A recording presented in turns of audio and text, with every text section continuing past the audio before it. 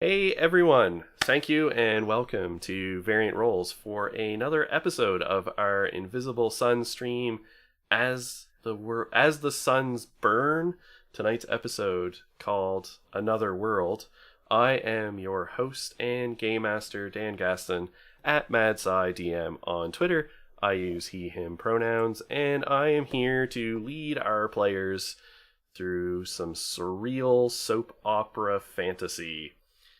And I just want to give a shout out tonight. You see a tag down at the bottom left of our screen for A Seat at the Table, which is an online magazine striving to amplify the voices of women, LGBTQ, people of color, and disabled gamers in the tabletop industry. They're currently still accepting applications until Monday, April 15th, for their first inaugural issue of the magazine. So we just wanted to give them a shout out and encourage people to apply. And with that, I am going to turn it over to my players because they're way cooler than I am. And so let's start with Alex. Hi, everyone. I am Alex. I use he, they pronouns. I can be found on Twitter at AxolotlCure. And I am playing Emma Elizabeth, the fucking stoic goetic who cages enemies. I hate these character sentences. Why? Why do you hate Because them? they sound so corny. Like Yours does. Mine sounds awesome. Like in D&D, I can just say, "Oh, I'm a fighter. I'm a barbarian." It's one word that makes me sound like a nerd, and that's it. With these character sentences, it's a whole sentence that makes me sound like a nerd. Well, okay. I think they are cooler. How do you really feel about it, Alex? I'm not saying that they are objectively worse. I'm just saying that I dislike them. But yeah, I'm Alex. I'm running a stream later this week on variant roles for Dungeon of the Mad Mage. That's what I've got going on. And I'm excited to be here as always. Excellent. Thank you very much. Alex, let's go over to Annie. Hello, I'm Annie. I'm at Alphabet Seeds on Twitter, and I use she/her pronouns. I play Henrietta Delacour, who is an empathetic Order of the Weaver who discourages creatures. I think I got that right. I didn't look at the time. Usually I glance over. Connected empath of the Order of Weavers who discourages creatures. We're so close. We're so close. I don't have quite as much disdain as Alex does with those sentences. Happy to be playing this game. So let's do this. Oh, Emma wants to know what lipstick you're wearing.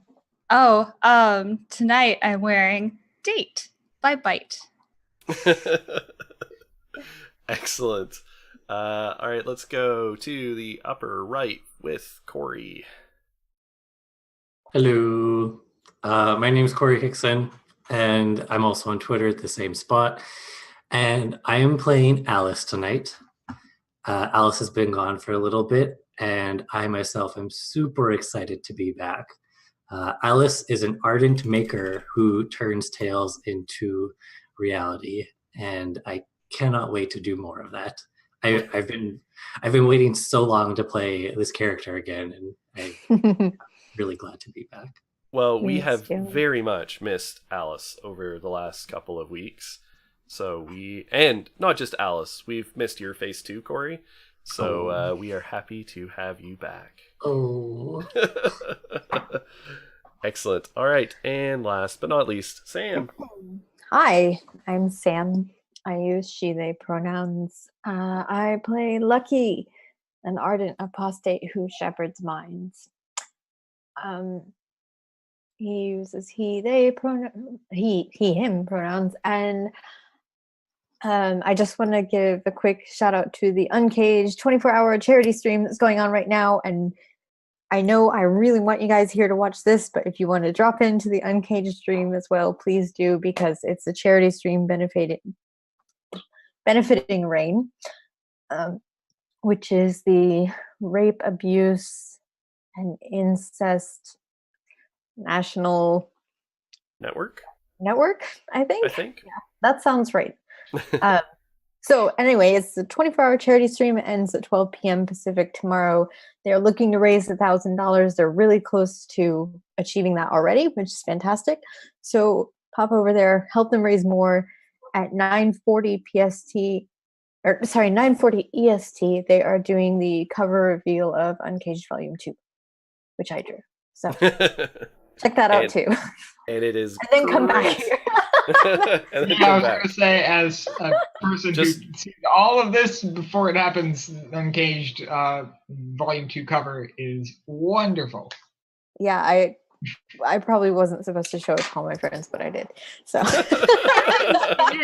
Dang it! I'm gonna have to just pop over to that stream. just come over to the stream. Just Yeah. do it.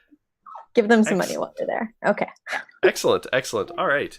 So, our characters in Invisible Sun, as well as having their character sentences, characters and players in Invisible Sun drive the action much more than is traditional in most games, mostly through their selection of character arcs. And that really shapes sort of the story arcs that are going on in the game. And essentially we have 2, maybe 3 main story arcs going on at the moment. So one revolving around a very gross toad-like gangster. The Not biggest like a hamster hamster you'll at ever all. see. a toad-like gangster named Hiram, who is apparently after Henrietta, for some reason as yet unknown, along with her friend, who also disgorges creatures. And we've had some information on that front from both Emma, Elizabeth, and Lucky in the background that'll get them to update us on.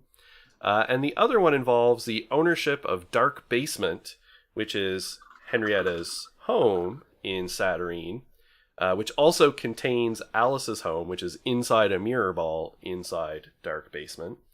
Dark Basement formerly being owned by a demon named Midnight, who is apparently quote-unquote trapped in a library in the Blue, which is one of the other worlds that make up the actuality, a realm of ideas and thought that is closely connected to Indigo, where Satyrine is and where we are. So, there's been some downtime. There's a lot of downtime in between adventures, because in our last one, Henrietta got pretty grievously physically hurt for the first time as they encountered a hate cyst. And we've had some duplications here. Yep. Sorry. now we've got 2 of you, but one of them will go away here in a minute. Yeah, sorry. I didn't realize I was already here. I can go. No. So where was I? Yes. So dealing with a hate cyst, injuries. So we've had 2, maybe 3 weeks kind of in between last session and this session. So why don't we start? Wait. Yeah, I'm gonna get it fixed. Oh, okay. while I get you guys talking. Okay. Yeah. Cool. Because there's also actually no point of me adjusting, because in a few minutes that spare one's going to time out Right. and vanish. Okay, yeah, it still So then shows I'll her. have to fix it again. Yeah. So, Alex, why don't you tell us a little bit about what Emma Elizabeth has been up to and what Emma Elizabeth has discovered vis-a-vis Hiram?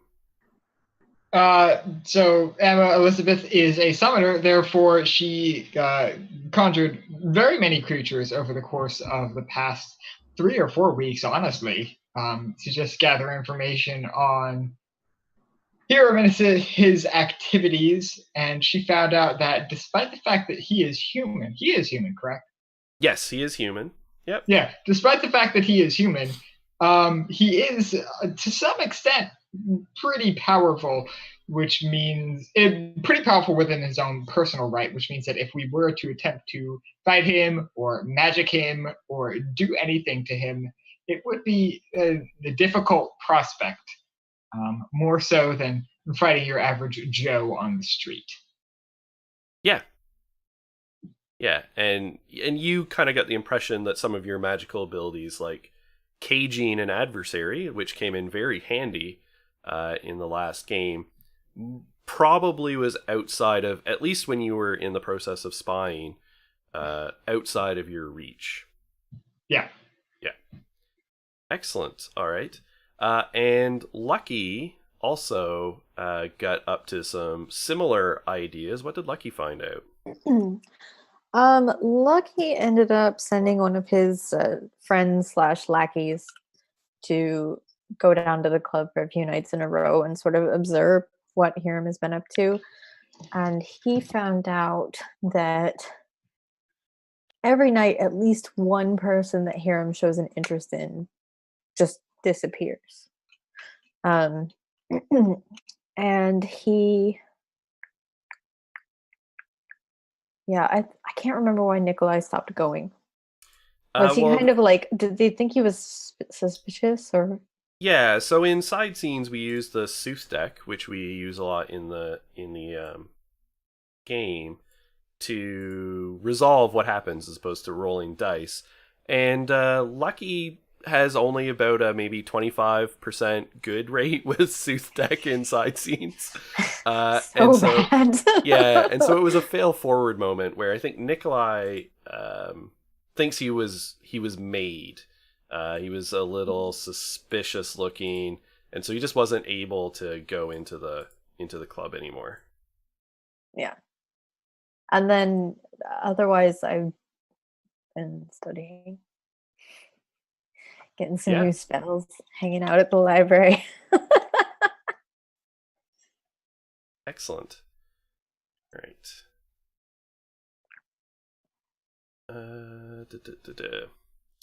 I'm just trying to get this camera fixed while you guys were talking, and it just wants to move the background.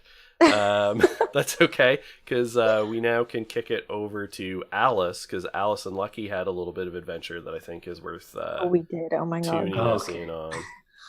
Let's talk about this adventure. So we went to the bodega, which is above Dark Basement, which is where Henry lives. Yeah. I think we've had some rumors that they don't like us. They think that they own Dark Basement. Or they think the property belongs to them because, Henry was gone for so long that, she was just like, never coming back. So we decided to take 12 hard-boiled eggs up into the bodega. Yeah, we did. As we did that, we had a bit of a competition to see who could get a hard-boiled egg closest to the shopkeep, as one does to bother bodega owners. But I think unfortunately for Alice, there was some strange magic that made her take 3 days to put this egg onto the shopkeep. So it took a while. And the shopkeep was like, "What are you doing for these 3 days?" I suppose. It was pretty good. And then Alice realized 3 days went by, freaked out, panicked, threw the egg at the shopkeep, ran out of the place, grabbed a bag of chips, and took them with her. And lost the competition. If that was definitely lost, definitely lost. But wasn't clear. But Lucky like applauds her effort. That was really bold and cool. She's doing great and advancing crime. Excellent. Really proud. Yeah. Or I'm like slowly ascending this window. Yeah, so for whatever reasons, Streamlabs OBS, which is deciding to be garbage with your Zoom window and only your Zoom window right now, where I can't grab it. It keeps then making me grab the background image. So I had to use the keyboard instead. Yeah, we're doing it live, folks. I don't take us to intermission for these little technical problems, because screw that. Just do it live. Excellent. All right. And I think the one other one to talk about in terms of a new character arc being opened. I don't know who wants to talk between Annie and Emma Elizabeth. I mean, it's a new arc for Emma Elizabeth. Yeah. Opened it, Yeah. so Emma Elizabeth and Henry are now in relationship, or to some extent, they opened up the romance arc between the two of them, and We're gonna see where it goes. yeah, Just gonna see where it goes. we're gonna see what happens. I, for one, am really excited about it. Oh, it's gonna be great. They had a really nice talk. They They had a did. really sweet talk. I love them so much. Well, they already meet weekly for like lunch dates. So the way that Henry proposed it was like, what if we made our lunch dates a little less lunch and a little bit more date? Yeah, I'm sure Lucky will be thrilled. It's Oh yeah, Lucky's gonna love this. great. It's That's great. I'm so right. happy for you. It's Worst enemy. wonderful. It's Oh, thanks. Well, you haven't been around, so. great. All right. So I think we'll pick up in Dark Basement. And generally, everyone has agreed that given Hiram's power, while it's a situation they probably need to deal with, is perhaps something best left a little bit longer until they've got some more information and power. And meanwhile, everyone's kind of itching to go to the blue. So I think we should pick up with Emma Elizabeth's summoning, as Emma Elizabeth decided to summon a spirit of altruism. So you want to like sort of narrate the general, because you also take, what was it? It's an extra hour per level, or was it 2 hours per level? I believe in the Discord chat you said it was 1 hour per level, but again, Yeah. we have enough Yes. time in this situation. If it is 2 hours per level, oh well, we can make it work. Yeah, no, I think it was 1 hour per level. And so you're summoning a level 5 spirit of altruism. So instead of it being like an action where you just like summon it, Mhm. you're doing like a 5-hour ritual in Dark Basement. So why don't you tell us what that looks like? I imagine I dragged a bunch of the couches and like pushed a bunch of the bar stools and all of the random like club stuff. Just shoved it all out of the way. Big classic pentagram looking rune sigil thing on the middle of the floor. Wait, are you doing this in my house? Oh yes. God damn it. I'm just like moving furniture wherever. Like as long as it's not in the middle of the floor, it could go wherever, right? Yeah, it's fine. I'm just like have this big summoning sigil that's made of salt in the middle of the floor. I have lit candles going, incense burning, just whatever you imagine a demon summoning would look like is probably going on just in the middle of this nightclub looking dark basement. Yeah, please just clean up the wax when you're done, dear. All right, so when you first complete the ritual, the spirit manifests, but like still in a spiritual, insubstantial form, and you have about a minute to engage in your colloquy, which is you opted to go with persuasion. And we already know this succeeded, so we played this out just with the sooth cards as a side scene just to establish whether it worked or not. So we know it's going to work. So normally you have to give 3 distinct persuasion sort of checks, right, as part of the persuasion colloquy. So what is it? What strings are you trying to pull to convince this spirit of altruism to give you information that you need if it has it? Well, I informed this spirit that one, people live here. So clearly we can't just allow them to be kicked out by the bodega owners. That would be horrible. And not only that, people live in spaces that are within here, i.e. Alice. So it's really just appealing to the spirit's good nature. and just saying like, people live here. You couldn't let these people become homeless, could you? That would be terrible. Hmm. Hmm. And it is a spirit of altruism. So I mean, this seems like a good approach. I was going to say an on-brand approach, but I don't think it's actually that on. It's a little against the grain for Emma. Not for Emma, nope. I'm sure like Henry is like in the periphery, like sort of tidying up and doing, and she just like, hello, brewing some coffee. So it's this like insubstantial spirit. But after you complete the colloquy, it sort of substantiates, it sort of coalesces out of the ectoplasm into a bit more of a solid form to better converse with you in the middle of this summoning circle. And it takes the form of a dog, because of course a spirit of altruism manifests as a dog. So it is... Yeah, it looks like the most golden retriever of all golden retrievers.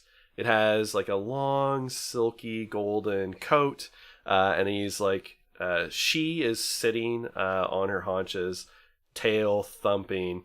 But when she like lifts up her front paws, she has human hands. Less.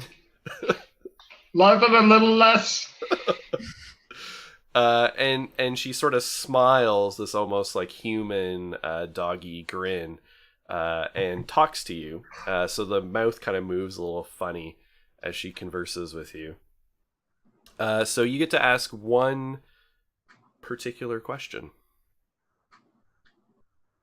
Well, you are of the blue, so if you could find any other means of transport to the blue aside from the sunship, that would be very much appreciated, because I know that all of my friends perhaps might not be able to afford a ticket on the sunship. So if we could find a portal or the Kuna or perhaps a broom cupboard even that hosts transport to the blue, I would very much appreciate it. And that would really help our property dispute become resolved before anyone should become kicked out on the street.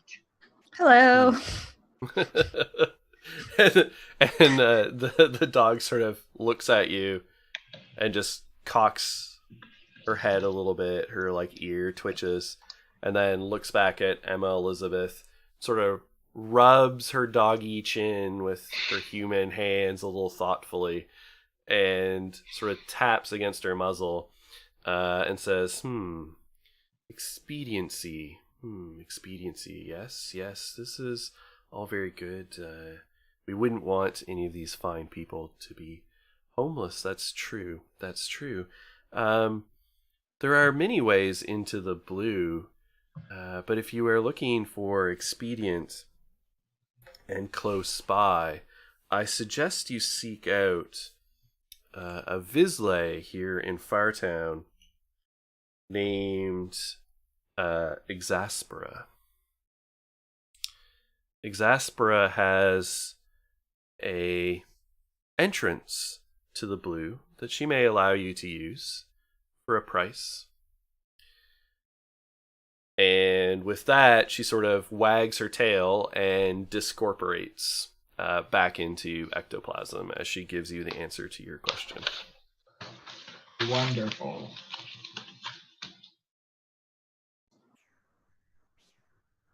That seemingly went well.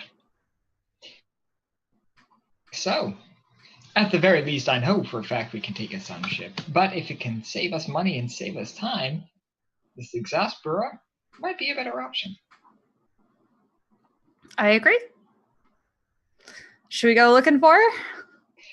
Well, I think we should wait for Lucky and Alice first. They do have a vested interest in this.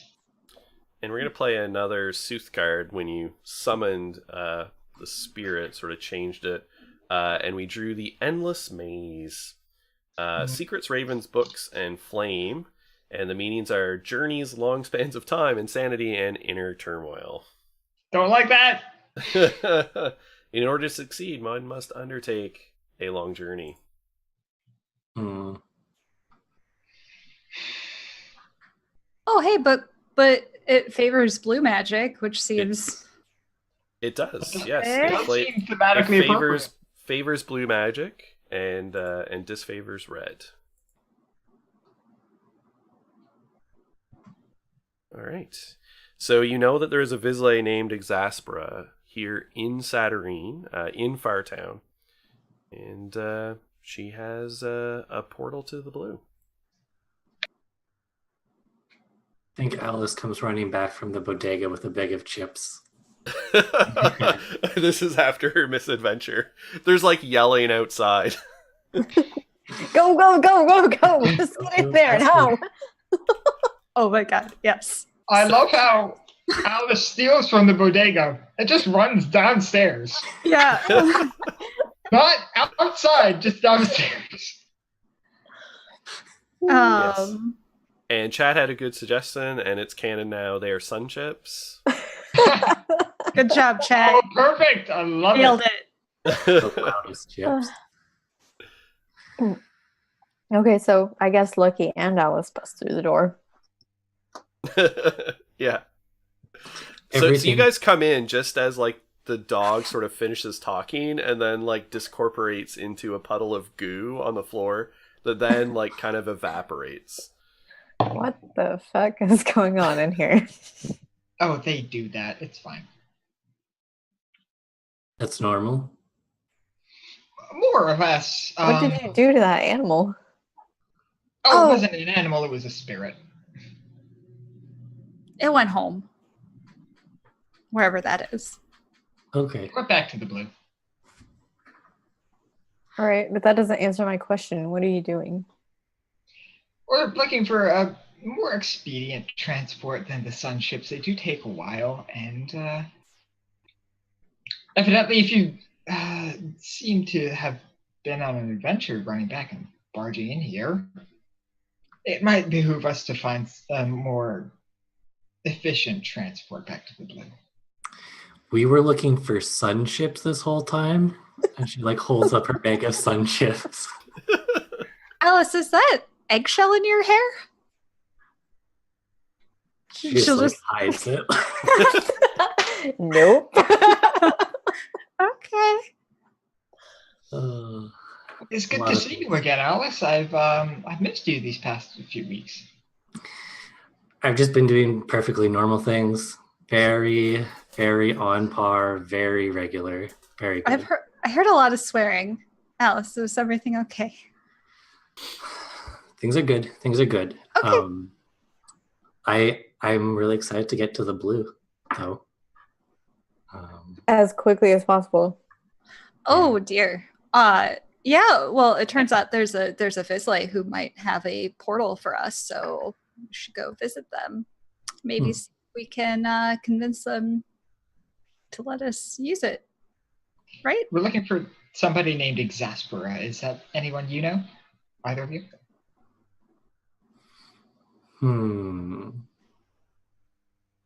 I don't think I've heard of them myself, but maybe we could go ask around. Or look in. Do we have a phone book? I can look on the newsphere, Yeah, can we find her on the news? although it'll take a day. A It'll day? take, it'll take at news here least sucks, it'll it's take slow. at least Oh a my day. god. Unless you pay a psychopomp. All right. And, I can pay. And a, Okay, and a if Alice is gonna front the money, I will pay a ghost to find this person. yeah, so I don't think psychopomp I- is a ghost that lives in the noosphere, and you can pay them to do things for you. I can get you the price here. It's Yeah. actually one of the I things think that it's- is in the I think price it's list. 2 crystal orbs. It One. is, per Might be- level, no. so it Okay. depends on the level of what you're doing. Because I've done this before. Hmm. Yes. I think it was 1,000, like $1,000. So 10 crystal orbs. Yeah, so Psychopomp Search Service would be a ghost searching the noosphere for requested information. Takes 2 to 3 days. And it's 1 gem orb per level. Mm. Wait, Okay. so for 2 to 3 days you have to pay a gem orb? Yeah. So all that Lucky can do is Lucky can send a message. And if Exaspera is connected to the Neosphere, they will eventually get the message, but it takes a minimum of 1 day, and you don't actually know how long it might take. Texting service in Saturnine is like, if you feel like you're being ghosted, it's because you are, because a ghost might have stolen it. Yeah. So maybe that won't be super efficient. Maybe we will not do that. Yeah, agreed. I don't want to bet But- Gem Orb to find out 2 or 3 now days. if you want a Psychopomp to just transfer information, you can do that. If Okay, you can hang think on, of a wait. way. Wait a moment. that Wait. might work. Sorry, hang on. Whoa. Mental speech doesn't say I have to know the being.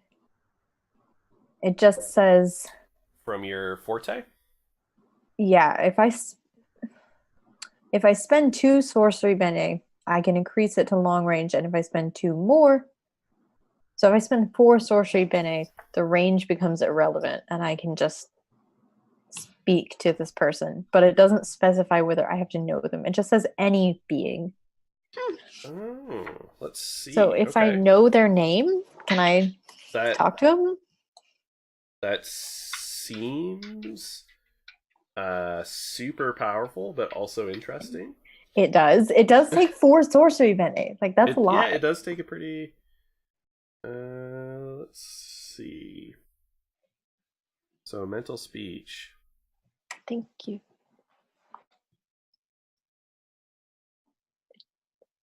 Yeah. I mean, you could rule that you have to know them, but I think that's less interesting. So, Yeah. and Shepherd's Minds as a forte, I mean, this is scary for a reason, right?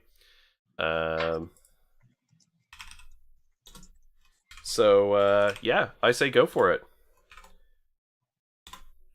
So it would let you establish a psychic connection unwanted with a person because you know their Nice. name. Amazing. Okay, good. I'm glad I can do that. All right. Well, tell you what, guys, I can just give me a minute. Don't bug me, and I'll see if I can get in contact with them. Oh, great. Okay. I'm gonna clean up this pentagram situation. I should probably help, yeah. Yeah, maybe. You absolutely should help. All right. I'm going to go over and sit down in a corner because I have to concentrate. And Make a mental long-distance phone I call. have to concentrate. Yes. Yeah. And do nothing else. So I'm just going to sit on the couch and look really weird as I just sit there like trying to talk to this person. Can we say this is a couch that we also have to put back into place? So Lucky is just sitting on this couch as we're pushing As it. it's like lifted. Yes. Yes. Absolutely. Okay, cover reveal's about to happen on Uncaged, but I'm gonna go ahead and roll. Sorry, I'm really excited because I really like it. Okay. Yeah, so this is one of those effects where magic effects, often you don't necessarily need to roll, especially if the target is willing. I'm going to say here that the target is unwilling, or is potentially unwilling, because they're getting a Unsolicited spam they're phone getting call. an unknown call or SMS into their brain. So I'm going to have you roll. So the level of your ability, right, will factor into the venture. This won't be a hidden target number, so we'll have a conversation about what you're going to spend here to overcome their defenses, essentially. I'm going to say that your target number here is a 6. Okay. So what's the level of your mental speech? It is 4. Okay. So that takes it down to a 2. All You're right. going to be rolling 2 dice, right? Because it's a magical effect. And you can enhance this with sword. Well, yeah, you could enhance it with swordledge. You could bump it with more. But you might have some skills or other abilities for mental overcoming mental defenses. I have persuasion. Have Oh, gaslighting. could I help? So what would you like to help with? Well, I could give Lucky a +1 on a significant action by weaving together some threads. It's a level 1 effect, according to the levels of effect table. Okay, and so this is with sleep and winter. Do either of those have an absence to do with distance or like long range or anything like that? Nope. Okay, perfect. So go ahead and spend the 1 sorcery for that. Yep. And I'm gonna say, Lucky, that either your persuasion or gaslighting. Which would you prefer to use here? Probably persuasion. Okay, would be- that sounds more appropriate. Be So good. that with the help will bring it down to a 0. So now you don't need to roll. Oh, okay, cool. So, let me think about what I want to say.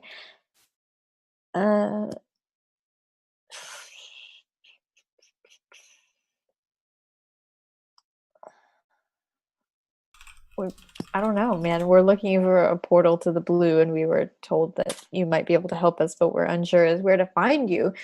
It would be really helpful if you could let us know. All right. So you get this like, who are you? What do you want? Oh my God! How did you get in here? Ah! Wait. Oh, you want a portal? Oh, to the blue, you say? Yeah, that's all I want. I promise I'm not here to do anything weird. Well, this is unconventional. I really don't like the intrusion in my brain, but for a price, why don't you come on down? Where might we find you? Oh, well, I'm on Salter Street.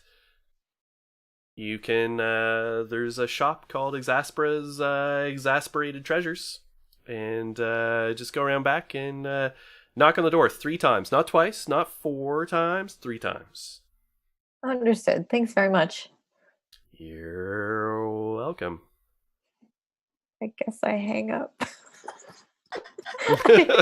Click. Hang up my brain. You brain do this. Found him. Oh, great. All right. He's over on Salter Street. Not even that far. Yeah, that's real close by. Thanks, Cool. Lucky. Good find. He wasn't freaked out or anything? A little bit, but he got over it pretty quickly. Oh, great. All right. I don't know. Are we ready to go? Do we need to do anything before we make our way? We should probably lock the door when we leave, just in case. I usually do. Yes, that is common practice when you leave your house. Lock the door. I just wanted to double check, But yeah. Can never be too careful, I suppose. Guess not. All right, I'm ready. All right. Same. So you make your way out into Fartown, the never-ending fall weather that is this part of Saturnine, and make your way eventually to Salter Street, and you come by a small ramshackle building in the middle of the street with a sign out front. There's an alley along the side, and the sign out front says Exaspera's Exasperated Treasures, but the window is boarded up. And the door looks like it hasn't been opened in quite a long time. But Exasper said to go around back. Right. He said to go around back, guys. So Okay. we'll go down the alleyway, and I will. Excellent. Yeah. and there's a like, who is it? We talked like 15 Oh minutes yeah, ago. the mind intrusion. Yeah, come on in. And the door sort of like, it doesn't open so much as it disappears. It sort of like just shimmers out of existence. And there's a set of like narrow stairs that go down into a darkened basement. Another dark basement. Right. All right. Well, down we go. All right. Hopefully there's not a hate sis down there this time. Mhm. All right. Prepared. I'm not ready. So you make your way down, and into what seems like an empty room. There's just like boxes and crates stacked haphazardly that make sort of these narrow, twisting passages until you sort of find yourself across from a desk, and there's a woman seated on the other side with sort of scraggly hair. When she smiles, she just has like a single tooth. And her eyes are just solid blue, and they sort of swirl a little bit with almost cloud-like striations, just differences in the shading and color. And when she puts her hands on the desk, her fingers are too long. So like when she rests her palms, like her hands aren't that big, but her fingers are. So when she rests her palms on the tabletop, sort of the edge of the desk, she sort of palms the top of her desk. Like her fingers stretch all the way across and curl over in front of you. That's uncomfortable. Yeah, don't like that. Yeah. And they've got like too many joints. They look like she could fold them up and sort of like curl them all the way in. There's probably like at least 10 joints in her fingers. And so when she drums on her desk, Oh God. it's like drumming just like the front of the desk in front of you. I'm Exaspera. What do you want? I believe we discussed a portal to the blue. Oh, yeah. The blue. I can send you to the blue. The question is, what do you have for me? Well, earlier you mentioned money. Well, I said a price. And of course, she does that, right? The finger uncurls. The rest of her fingers stay there, but the one like uncurls and sort of flexes backwards to like kind of tap near her face, as it appears that they are also double jointed joints. And like it just that. sort of like idly scratches behind her ear and then comes down. I said a price. I didn't specify money. All right. Well, what are you looking for? Although I suppose I could use some mage coins. But, I'm going to glance at Emma because I know she has a lot. Emma spent hers over the past week, all of them. Well, I don't have any. I'm gonna look to Exaspera. Would a secret suffice? now we're talking. Secrets I like. Secrets and ideas. Well then, if a secret would take us to the blue, I would happily share one with you. I can only judge the value, and after being told the secrets, you might want to make it a good one. Oh, of course. And beware, don't push my time. I am easily not amused. Oh, of course. I'm going to walk over to Exaspera and whisper a hidden knowledge secret into her ear. Okay. I'm gonna say, like, you need to make it juicy. So I'm gonna say that this costs 3 hidden knowledge.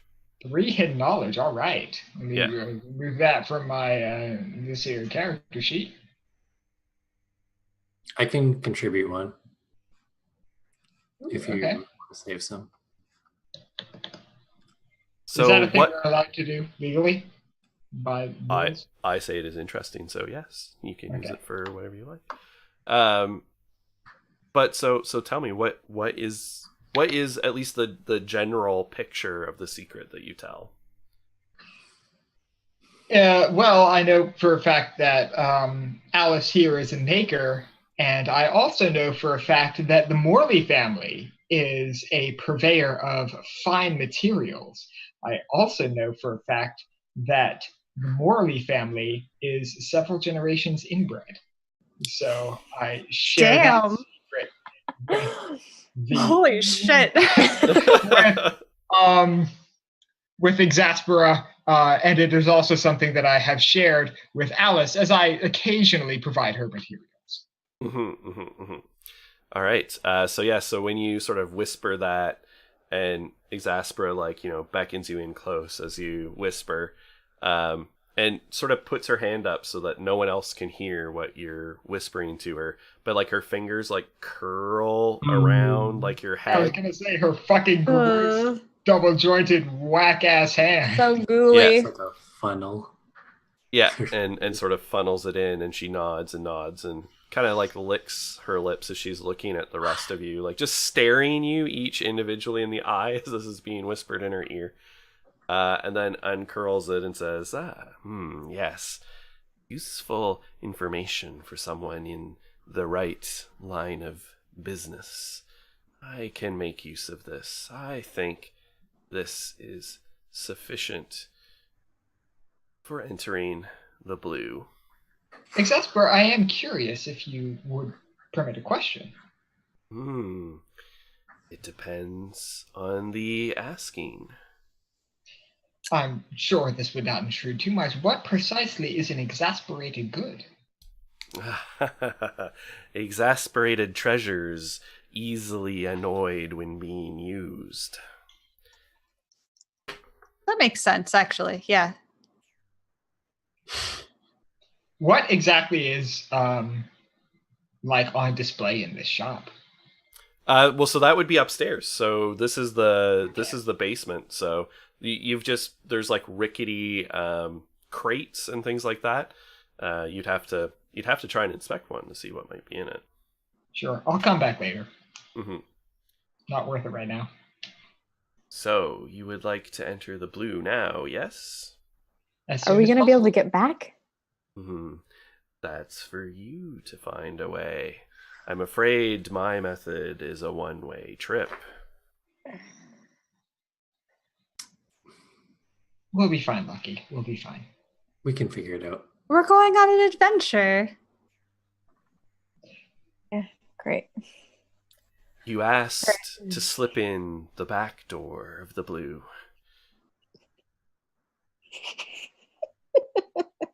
Sorry. Now the back door joke. I'm 12. That's what we offer. And these wonderful tabletop streams. You whispered a secret for entrance to the back door of the blue.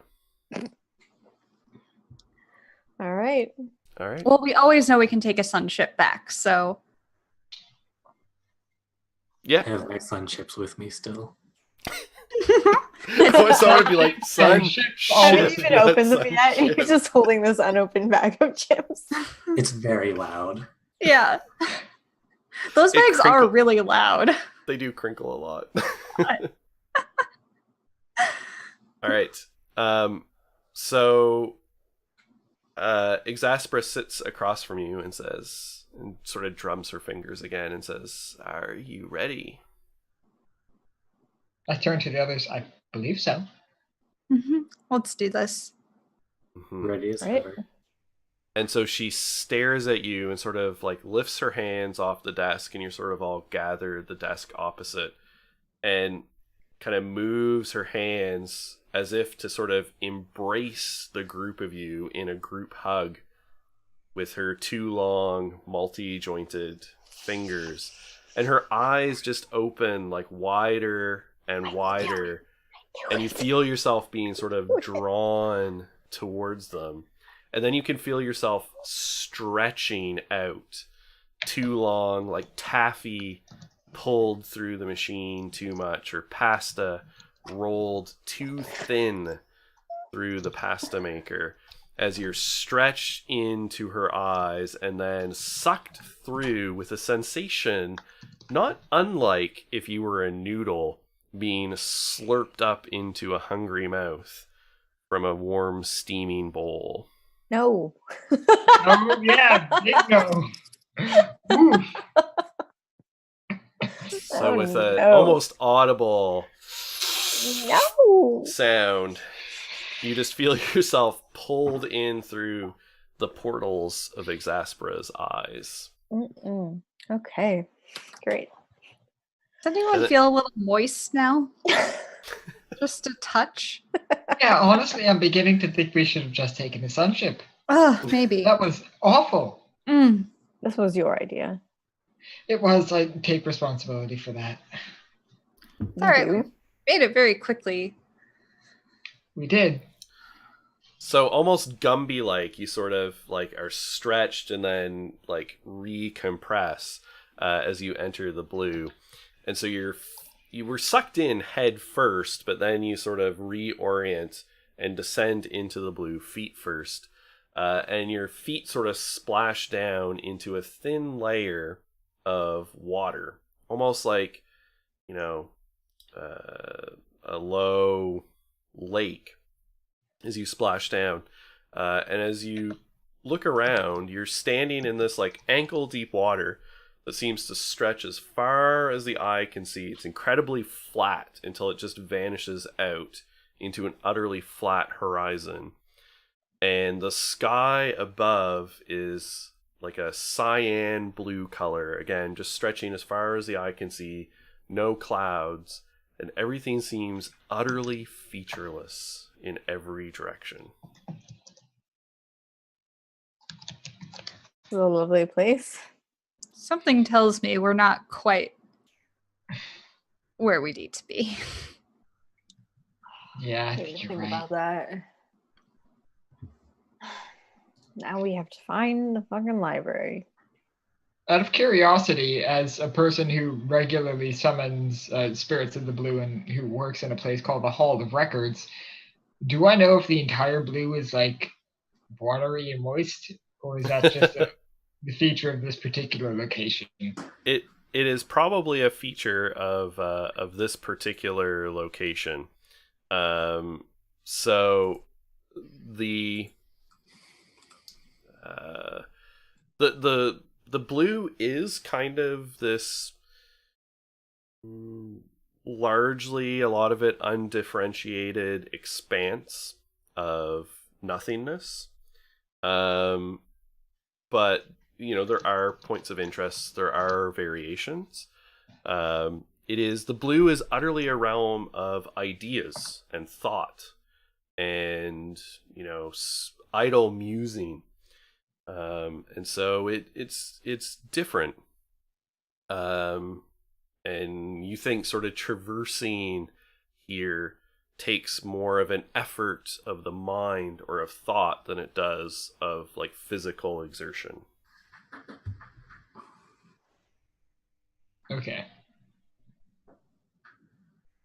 We wish ourselves to the library by thinking really hard. Should I tap my heels 3 times? I do believe in fairies. Libraries. I do. I do believe in libraries. It's something like that, though not quite as crass. It's more of mental exercise to reach anywhere in the blue than a physical one. You also know people come here in their sleep. When people dream. So we should just be able to like manifest this library, I would say. Do Well- you think? Maybe? It's a bit the opposite. We should be able to manifest ourselves in the library rather than manifest the library around us. Okay. So what, should we just like form a power circle and pretend we're Sailor Scouts or something? I was going to suggest the same thing. Yeah. Or you could try and get a local guide or something. Is there anything around us, though? Yeah, Well, you don't see anything, but that doesn't mean that there is nothing here or that you couldn't summon something. I mean, yeah, I could summon something, but also I could, be part of the power circle. So yeah, Yeah. right? Yeah, absolutely. I think we just need to acclimate ourselves to this experience. So let's just all gather and hold hands. Yep. And I make sure I'm holding Alice's and Henry's hand. yeah. I don't want to touch my kid, if I'm being Sorry, honest. I don't want to touch you either. But that means that you're directly opposite each other in the Yeah, circle. see, just like yeah. This is staring at each glaring. other. Just mean mugging each other? Yeah. I love it. Yeah. Okay. So what are you gonna focus on? What are you gonna try and sort of exert your will as powerful Vizsla on this realm? Can I use sortilege and some sort of like intellect challenge to like port us to the library? I think that sounds entirely reasonable. Okay. So here's what we're gonna do. One of you can sort of take the lead, right? One person can sort of, harness all of your mental energies. Now, how are you going to connect yourselves? Sort of connecting all of your mental thought processes to get them sort of Can all I aligned. handle that? Yeah. I think that someone who shepherds minds is entirely appropriate. I here. think so. I can shepherd all y'all minds. Yeah. All right. Let me see what I would need to do that, because I'm not actually sure. So maybe let's see. You've got your mental speech, right? I have mental Forms speech. I also telepathic have. links. I have no mind, which is just read the thoughts of one being within one being. That doesn't help. That won't So help. how about we go with the low level expenditure of mental speech, but you just need to activate it for the other 3 people. So like 3 sort of activations. Okay, that's gonna like wreck my sorcery pool, but that's all right. I was going to offer, if we're all like joining hands and attempting to do this communally, can I take from my pool sorcery or sortilege or some sort of magical effort on my end, because I have no physical. I think there's going to be a bunch of stuff spent here Yeah. to do this. So Lucky is spending a bunch of sorcery to like connect you guys on the party line. So now all of you are mentally, telepathically connected to one another. What's that experience like? I'm gonna tell Emma I hate her. Just taking that opportunity to reinforce that through my brain. I'm so lucky that I'm above using this opportunity to tell him that I hate him. Well, I hate you, and I think you and Henry make a shit couple. Well, let's not throw shade, everyone. Let's try to focus on it, because we can't focus on the matter at hand. That we're not going to go anywhere. So what's the level of that's a level 4, Lucky? Let me double check. Sorry. It is level 4. Okay, so we're at a venture of 4 from that. Does anyone else have any skills or abilities they also want to contribute? I have a level 1 skill in magical lore, if that helps. Oh, I I like do that. too. I've got a level 1 skill in searching because we're trying to find the damn library. I like that too. So we're at a 6. Alice? I think the best thing I can help with is filling up our pools after we spend stuff. Okay. Because I can All right. entertain us. Oh, that's cool. Okay. Great. Shadow. All right. And do anyone want to add some sortilege to add some dice? I'll do that. Oh, great. More than one person can do so if you wish. It'll just add a dice every time. I got like a shit ton of mental stats, so I will take that upon myself if anyone would. Yeah. Oh, yeah. Well, so you can spend 1, right? Unless you have the Sure. secret that lets you spend more. Well, I do actually, so Oh, I okay. can spend any quantity, or I can spend up to 3. Yeah, you can spend up to 3, I think. Yeah. Yeah, Okay. I'll right, offer 2. I'll offer 2. Okay. All right. So someone roll, and you're going to be rolling 3 dice.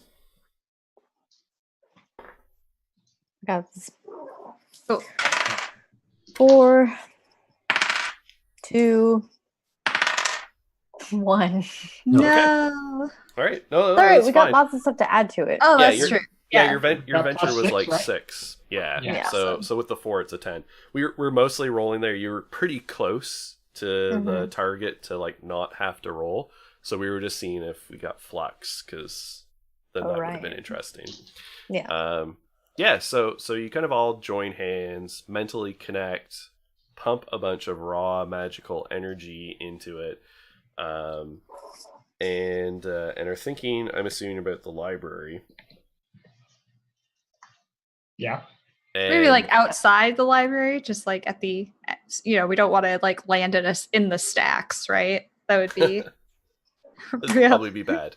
It'd be a big oof. Yeah.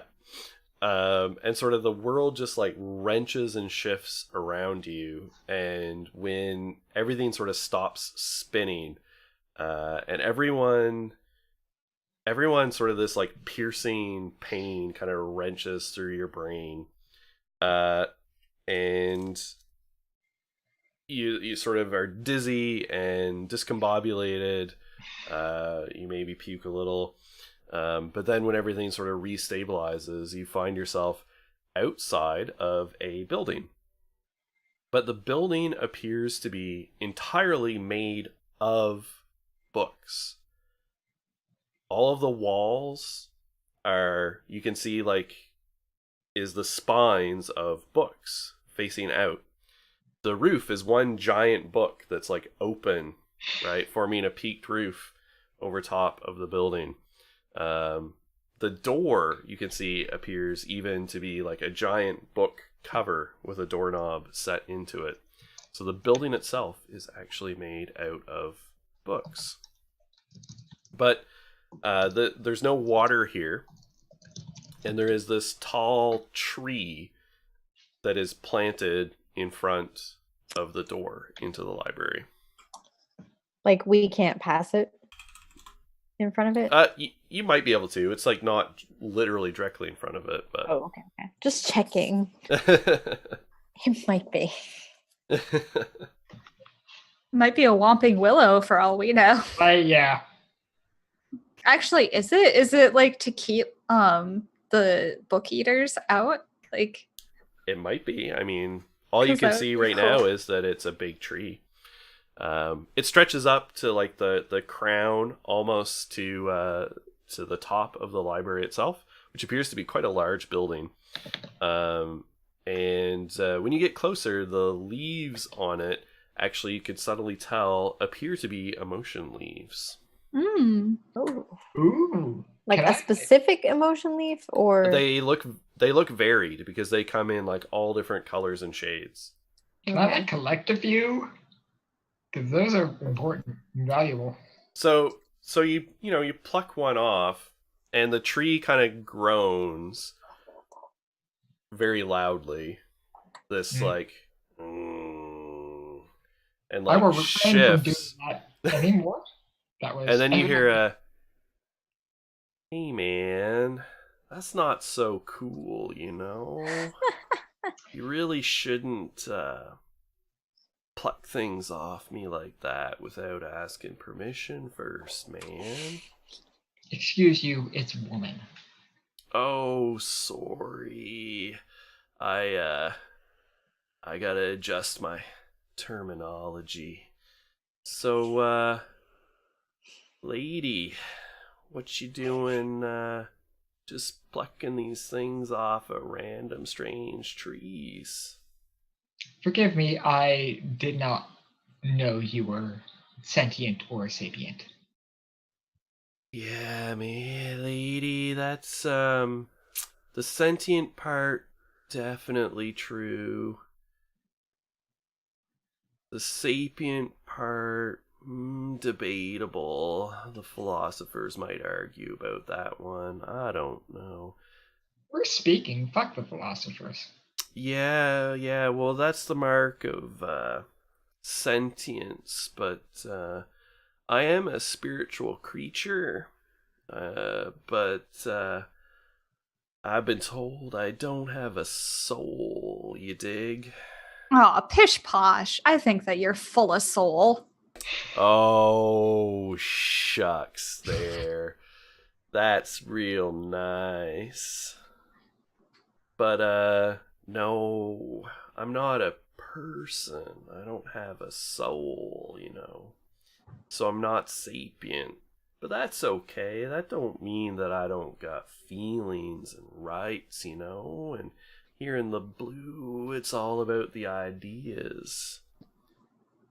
Of Blues course. everywhere, ladies.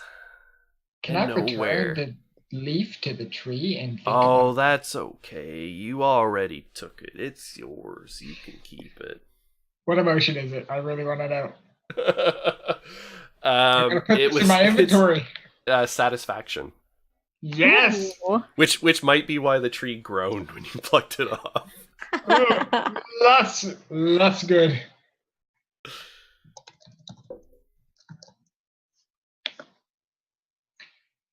Well, Here, just forgive like me. a. Do you ever really sit and ponder your existence and the actuality? Actually, Yes. yes, all the time. Yeah. Do you like to dream? Sometimes. Sometimes my dreams aren't so pleasant, though. Oh, yeah. Unpleasant dreams aren't so good. Do you dream a lot? Mr. Tree, forgive me, I don't know your name. Oh, that's okay. That's okay. You can just call me the Guardian if you want. I'm not huge on names and labels, you know. So you can call me Tree. That's okay. Of course. But Epistemologically speaking, I am sort of a tree. of course, but do you dream? Is that your typical state? Oh, I'm a spirit of the blue. Whether I'm a dreaming or awake is really just a matter of perspective, you know?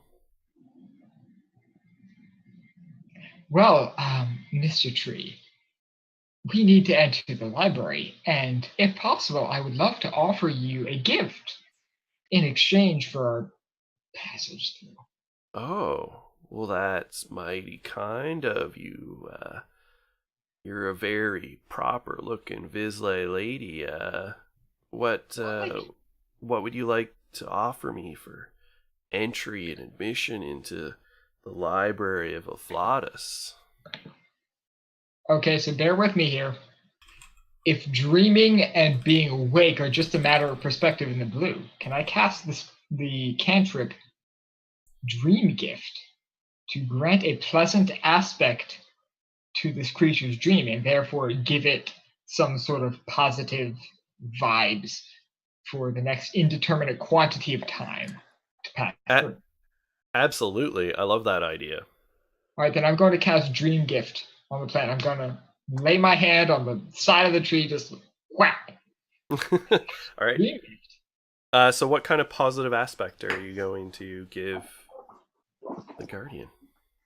Well, I'm not quite so familiar with what trees like and what they do, but I know that birds are pretty nice, so I give it the positive perspective.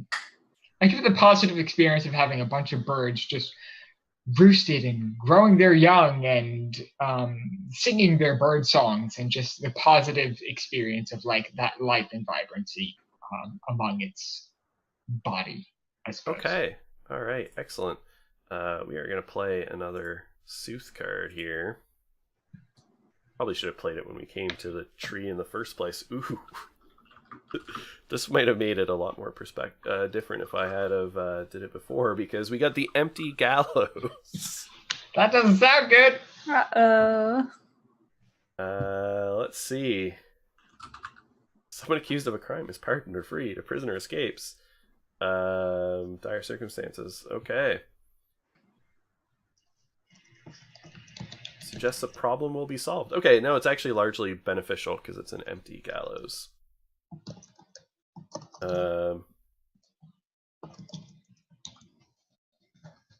Alright. Someone of importance passes favorable judgment upon the person in question. I actually like that. So the tree, when you cast the cantrip, actually you see paper birds manifest in the branches of the tree. So like little like folded origami birds. So actually what happens is you see like some of the leaves kind of like stand up on end, some of these emotion leaves, and detach from the tree and then fold themselves into these origami bird shapes. And they start, you know, tweeting and like fluttering around the tree. And the guardian just says, oh, that's real nice of you. I appreciate that. Oh, that's beautiful. This gives me an idea of some of the essence of being a tree. You do you, tree. Well, I think that's enough to prove your worth and entry into the library. And the tree almost like subtly shifts aside and sort of the branches kind of like lift out of your way, giving you a much clearer path to the door, which is, like I said, a giant book cover. And it just says, The Chronicles of the Library of Afflatus by the Library of Afflatus. Can you spell that for me? I need to keep my notes. Afflatus. As we pass tree, Henry will curtsy to him respectfully. I'm at.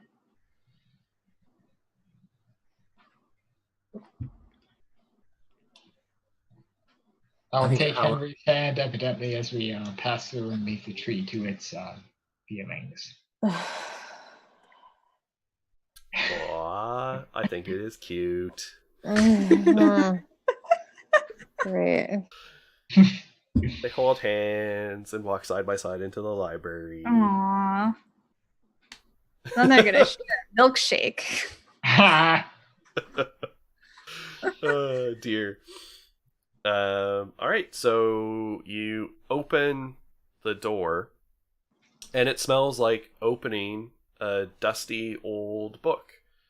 Just like that smell of old books and paper sort of like washes out of the library. And it's lit inside. And you can see that the entire library on the inside, just like the outside, is made out of books. So there are bookshelves made of books that hold books. The floor is tiled in books. The walls are made of books.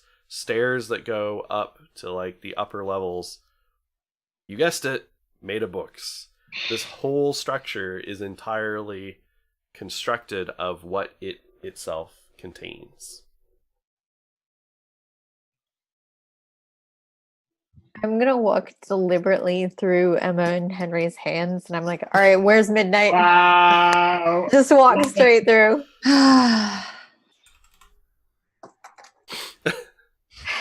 He's a big fucking demon, right? He's got to be pretty easy to spot, captured in a library. I guess we'll have to go look around. This is a big place too, right? Like it is, and when you step in, it's really hard to judge the scale. Like the stacks just like stretch out ahead of you, seeming endlessly. I suppose we should split up. It seems rather large in here. Mm-hmm. I'll go with Emma. Yeah.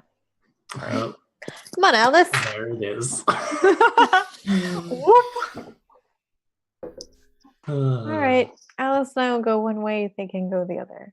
That's If we don't find anything at an hour, we'll be back here. Sound good? fine. Can't wait. I like it.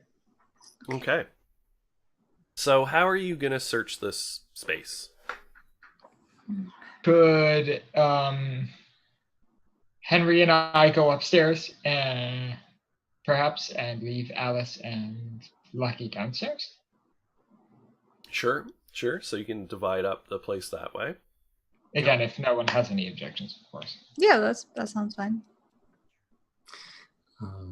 Could I see if there's maybe like an index or something that we can look through? And I want to try and use my museum curator skill to page through and see, okay, is there like a book that keeps demons in here, or what kind of stuff? Perfect. Okay. I like this very much. So you do find an index, but it's unusually organized. So I'm gonna say this is a level. This is effectively sort of like divination. Like you're not using a divination spell, but it's kind of similar. Like you're searching for hidden information. Okay. So looking specifically, and you're not entirely sure exactly what you're looking for either. It's one of those like you're looking for things that stand out to you, which means you have to search extra hard. I'm gonna say this is a level 8 difficulty. Okay. So your museum curator is your shadow skill. That's at a 1, right? It's a okay. 2. So you get or 2. Okay, so you get a venture Yeah. of 2 to start out. Can I add intellect? Absolutely, you can use an intellect bene. So Can to I bring you to a help venture her of 3. since we're paired up? Yeah. So you have to sort of help Right. with a specific skill or something. Yeah. I have magical lore. I'm trained in 1 level of magical lore. Okay. I buy that. I like Yep. Okay. If So I it's a use- venture of 4. If I use an ephemera, does that add the level to my venture? It or... does. Okay. I think I want to use my ephemera to possibly do that then. Okay. So what ephemera is this? These are my companionable tears.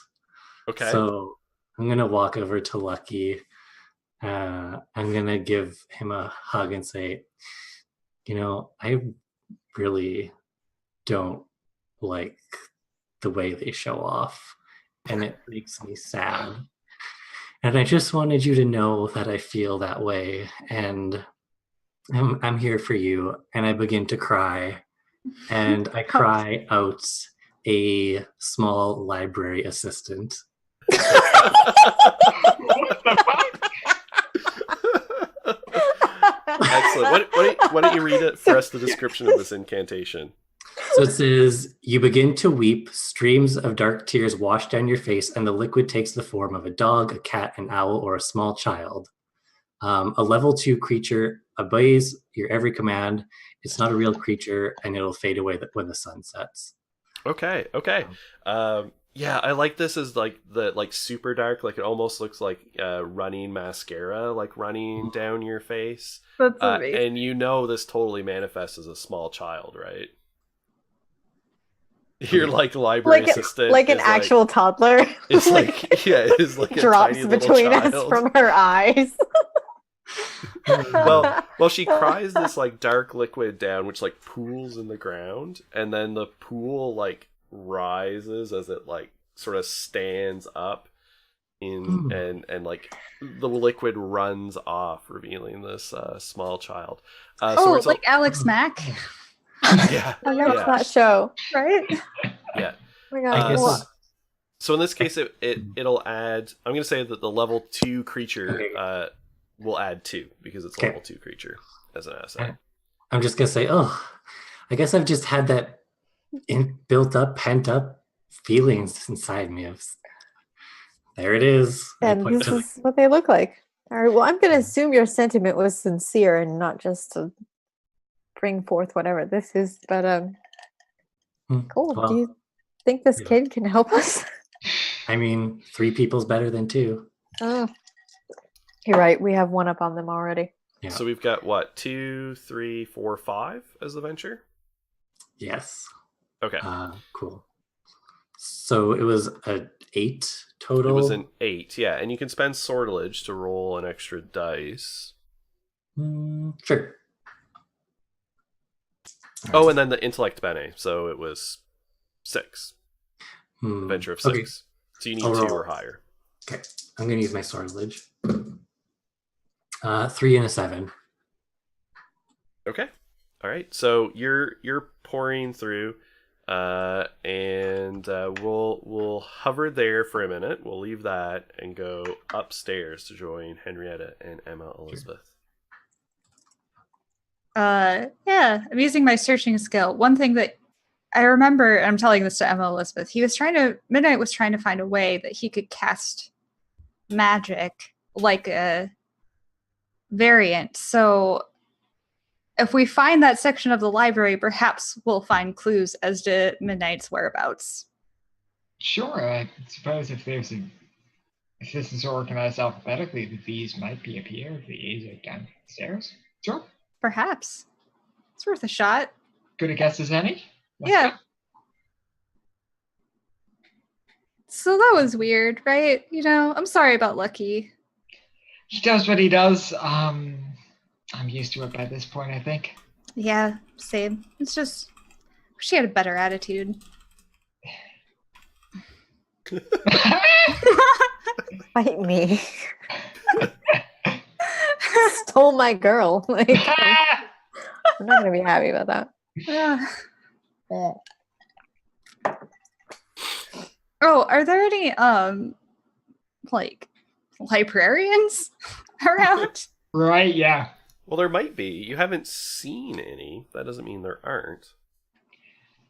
Okay, so bear with me here. Can I summon like a level 1 Spirit of the Blue? A spirit of librarianship, or like a spirit of organization, or like something that I feel like would more or less guaranteed be in this library. Just like pull someone from downstairs or some shit. Yeah, absolutely. So, all right, so we'll do the summoning. So, what type of summoning are you going to do? Query? Excuse me, what? Like, between the like aid, query, council, right? The summoning types. Oh yeah, sure. I suppose query, because really we only need the answer to like, where's Midnight? Yeah. Mm-hmm. Okay. And a level 1 creature, so 1 sorcery. Sure. We've got the query. Mm-hmm. Yep. And what means of colloquy are you going to use? Sort of Persuasion. the This seems like an orderly place, so I suppose I can submit a orderly request and go from there. Sure. And I mean, I think you've got persuasion skill, right? That I actually do not. Oh, okay. So it's a level 1. Mhm. So because you're gonna have to make 3 sort of persuasion challenges. Can I just invest an interaction in each of them? Absolutely. Yep. So that would take it to 0, so you don't have to roll. So you're So I'll just take off 3 interaction from my sheet and say I invest in an interaction in each of them. So you just like rapid fire these like requests at it, like poof, poof, poof, to like baffle it with bullshit almost. Yeah. Right. Okay. So it accepts your colloquy and manifests. And what question are you gonna ask it? And it totally looks like a frumpy librarian. Mm-hmm. Excuse me, I was informed that a person named Midnight was in residence here. I was just looking to find him to resolve a property dispute back in the Indigo. I really don't mean to bother you, but this is quite important to us personally, so I would just like to find him.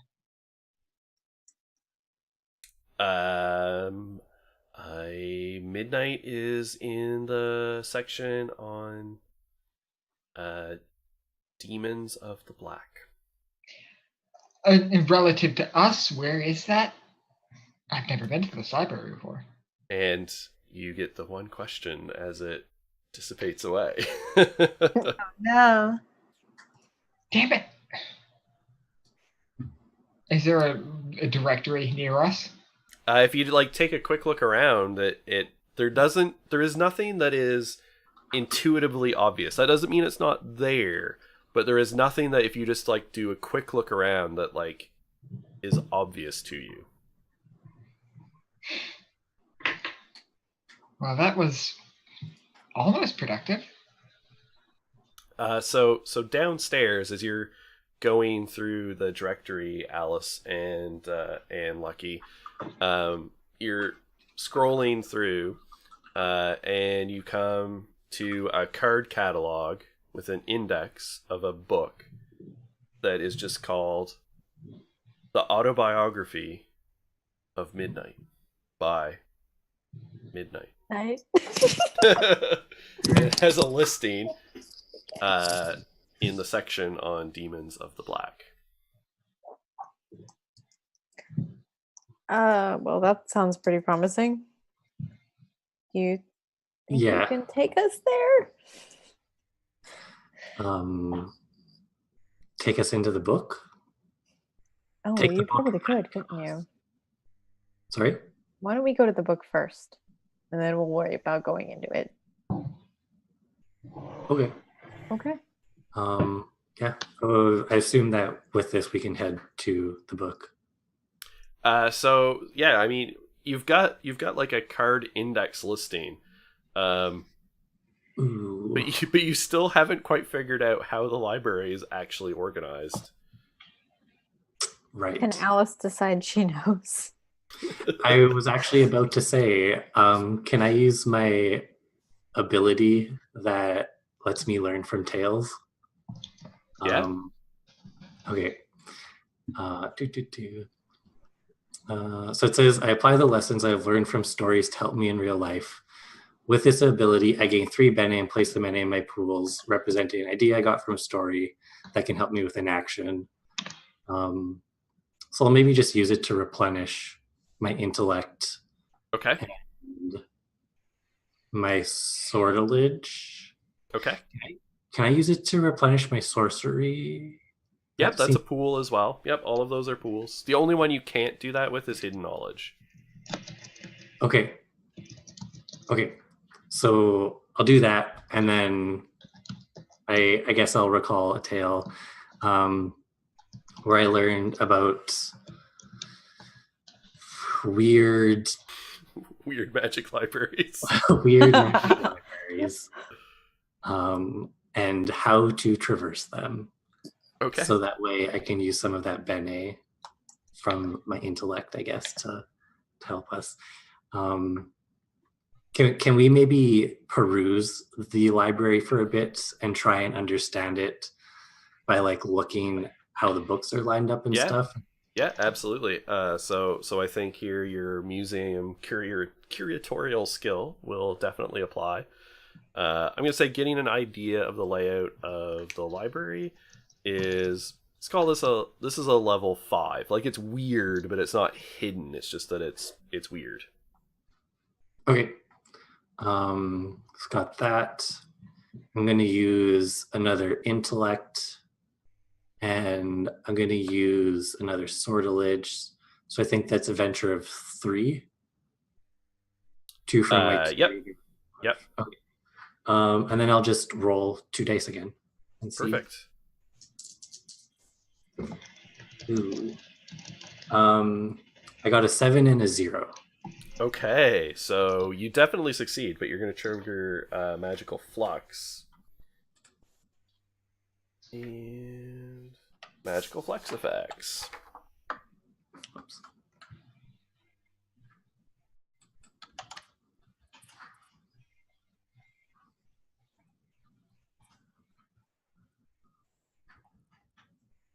All right, this one's perfect. Which is so you're like browsing around, and as you're like sort of channeling your magical energy, you sort of orient yourself, and you're like, oh, this is organized by like descending metaphysical orientations of the sun crossed by their night side counterparts. And you sort of get like an orientation like, oh yeah, demons of the, oh right, the black is outside the suns, so the demons of the black section is around the perimeter of the library, and sort of figure that out.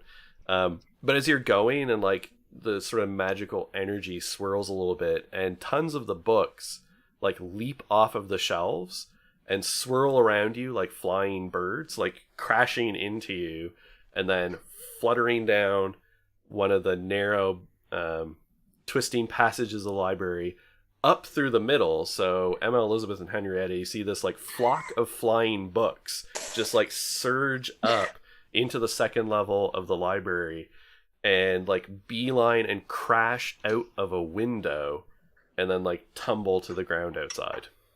That seems like lucky. Actually, this seems like an Alice thing. Okay. And Well, then- either way. Either way, let's follow these. Seems I'm like a gonna- sign. I'm gonna tell Alice that she's amazing Oh, because she is. thank you. And then you just hear this shh. Sorry. I'm not gonna apologize. It wasn't me.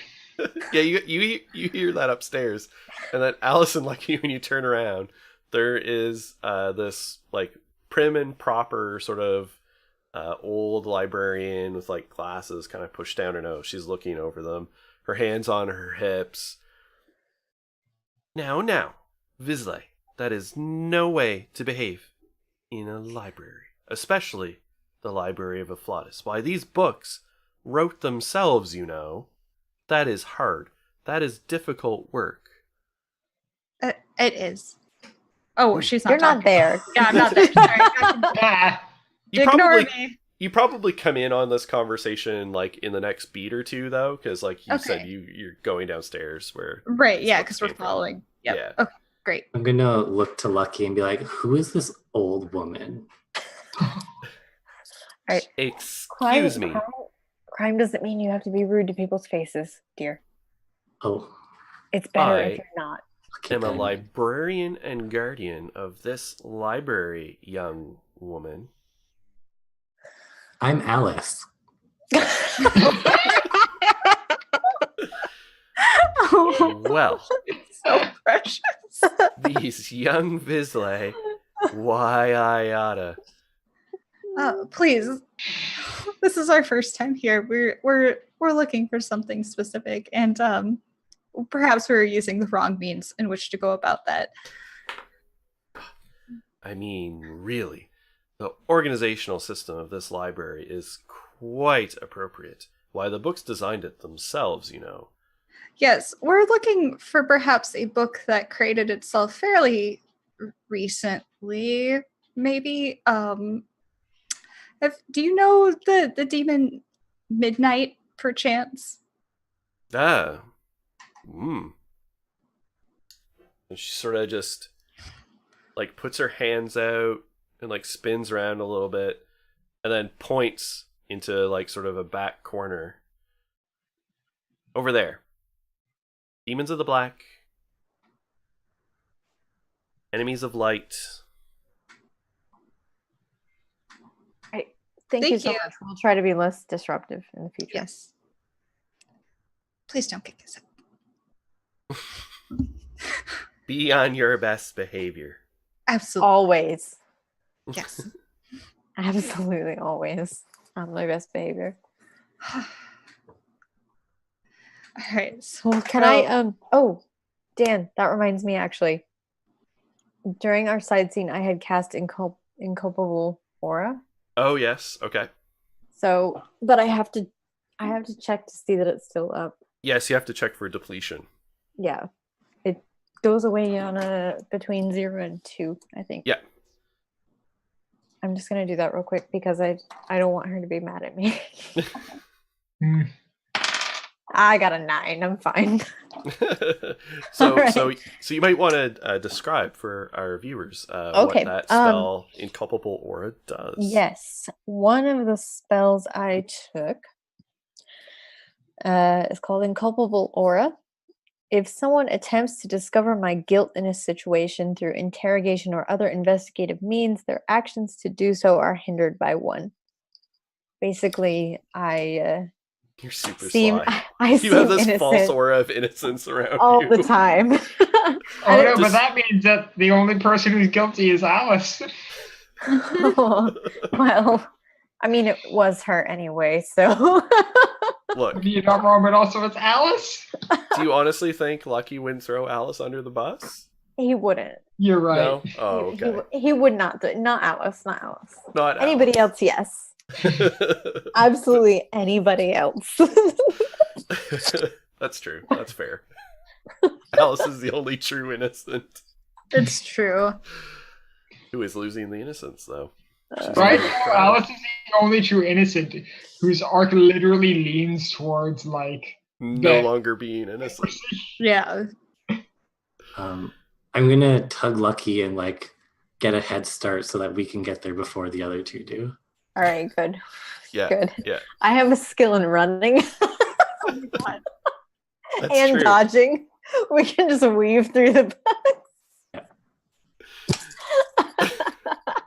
Weirdly, they seem more invested in finding Midnight than I am when this is literally my property dispute. Yeah, well, we could use their enthusiasm, I suppose, as long as we find Midnight. Yeah, that's all I'm here for. All right. So Lucky and Alice, you sort of like start weaving and dodging through the stacks and sort of Parkour. Parkour. Literally the opposite. Alice Librarian. is doing it. Parkour. She says that she rolls along the bookshelves. Oh my god.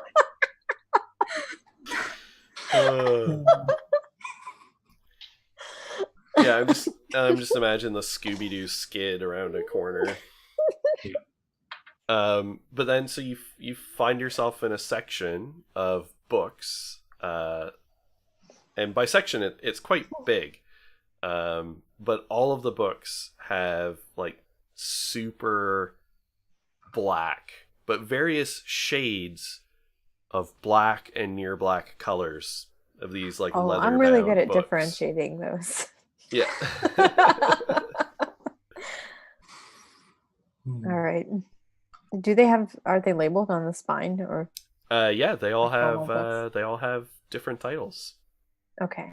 We'll just find Midnight's then. So you're hopefully. like, yeah, you're going through, and there's the enemy of truth, enemy of reason, enemy of sleep, prince of nightmares, enemy of love, enemy of wakefulness, and there's an enemy of light, but then beside it is a slim tome tucked in right beside it that says The Story of Midnight. This is kind of puny for an autobiography. I would agree. Like, I'm gonna let Alice pull it out. yeah, I'll grab it and say, I mean, I'm glad we found this story, but I write better stories. So you pull it out, and the book is unusually hefty. Like it just has a density and weight to it that you wouldn't necessarily expect. And it's a dark bluish purple black color, like a bruised night sky. And the title is picked out in this like silvery script, almost twinkles and shifts sort of like starlight. And when you're staring into the book, it feels almost like the pull of an immense void. Like you can just feel yourself almost wanting to like fall forward into the book. Alice, don't lean forward. Alice. I lean forward. Pull it backwards. I imagine that's what we remember. They Yeah, you remember show up that as he's Lucky is like trapped. pulling, like Alice is like leaning over this book. Well, looks Don't. like you found our book. Mm-hmm. And what do we do with it now? I don't know. I mean, can we just ask Midnight to politely to come out of his book? Well, if he's trapped in this book, why don't we just check the book out and take it out of the library? We could steal it. We could also Well, we steal could it. Check it out because this is a library and that's what they do. Do you have a library card? I'm sure we could get I'm one. sure we could apply for one. It's a library. They don't charge much. What I should say is, like, given that you're all Vizsla and live in Saturnine, think of libraries not in the context of a public library. These are just repositories of books, but most libraries don't actually check out books. God damn except it. to specific people. Well, I don't want to ask that old lady if we can take this. Can I persuade them that I'm a specific people? You might be able to try. And I think this is actually a good opportunity for us to take a quick break as we've hit our little over our halfway mark. So we'll take a brief break and be back in somewhere between 5 and 10 minutes and pick this up. All right, so we'll go be human for a little bit. All right, we'll be right back, folks. Bye.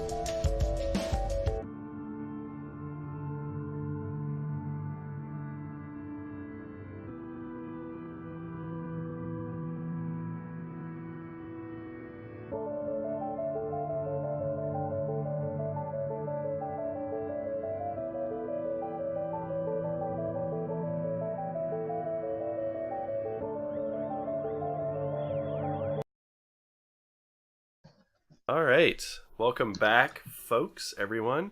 As our Vizsla are standing clustered over the autobiography, The Book of Midnight, and discussing it, I think this is an opportune moment to play another Sooth card.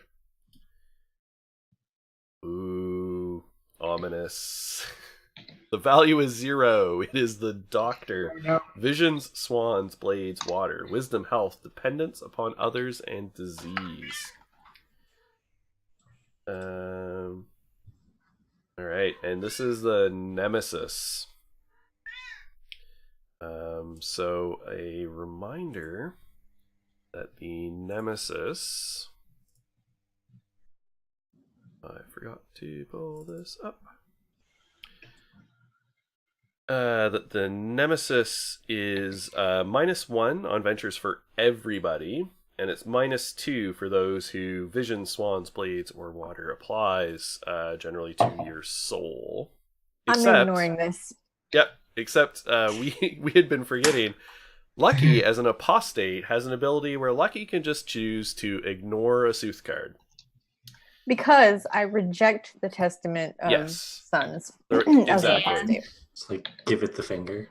Yeah, basically. Basically. So I'm just going to say, nope. Yeah. Because, of course, one of the things to keep in mind is all Vizsla in their orders essentially belong to a church known as the Invisible Church. And so you're all separate orders, but you all have these fundamental shared beliefs. And you all actually, all of you except Lucky, have one of these on you at all times. Mm-hmm. I use it to like caress my face. Oh yeah, I like to do this. Right? With this six-fingered hand. And so, but Lucky is an apostate who, I mean, they quite literally reject the whole idea as a bunch of nonsense. And so Lucky has the ability to ignore Sooth cards. Quick question.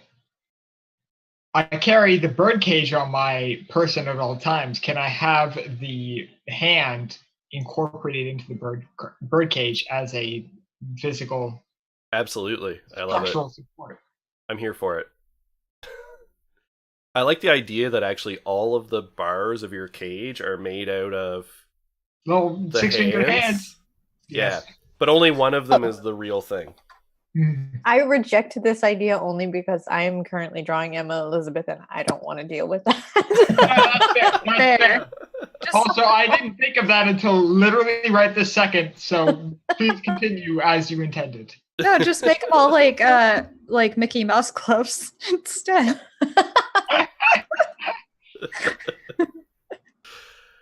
All right. So you are all standing over this book, which is currently unopened. It's still closed, but it just has this like gravity and weight to it.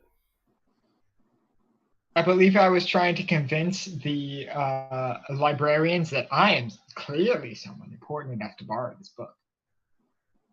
So the librarian sort of manifests as you think of her, sort of like she tis along in behind you, and she just says, "Ah, well, it is not my decision on whether you can remove the book. It is the choice of the book on whether it will leave with you."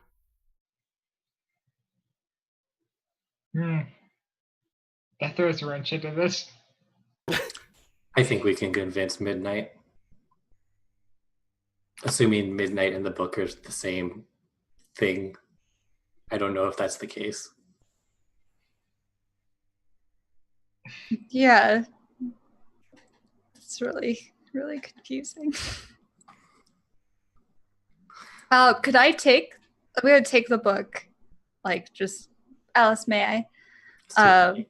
Just sort of like hold it and like look at it and say very quietly so the librarian doesn't get mad. Like, Midnight, I don't know if you remember me, but it's Henrietta, and we really need to talk. All right. So the book is in your hand. It's quite cold.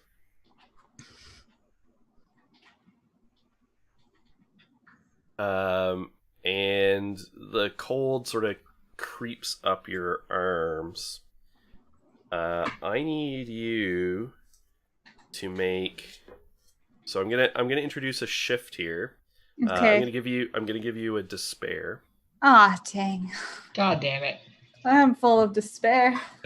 I need you to make a resist action here. Okay. Resist arrest.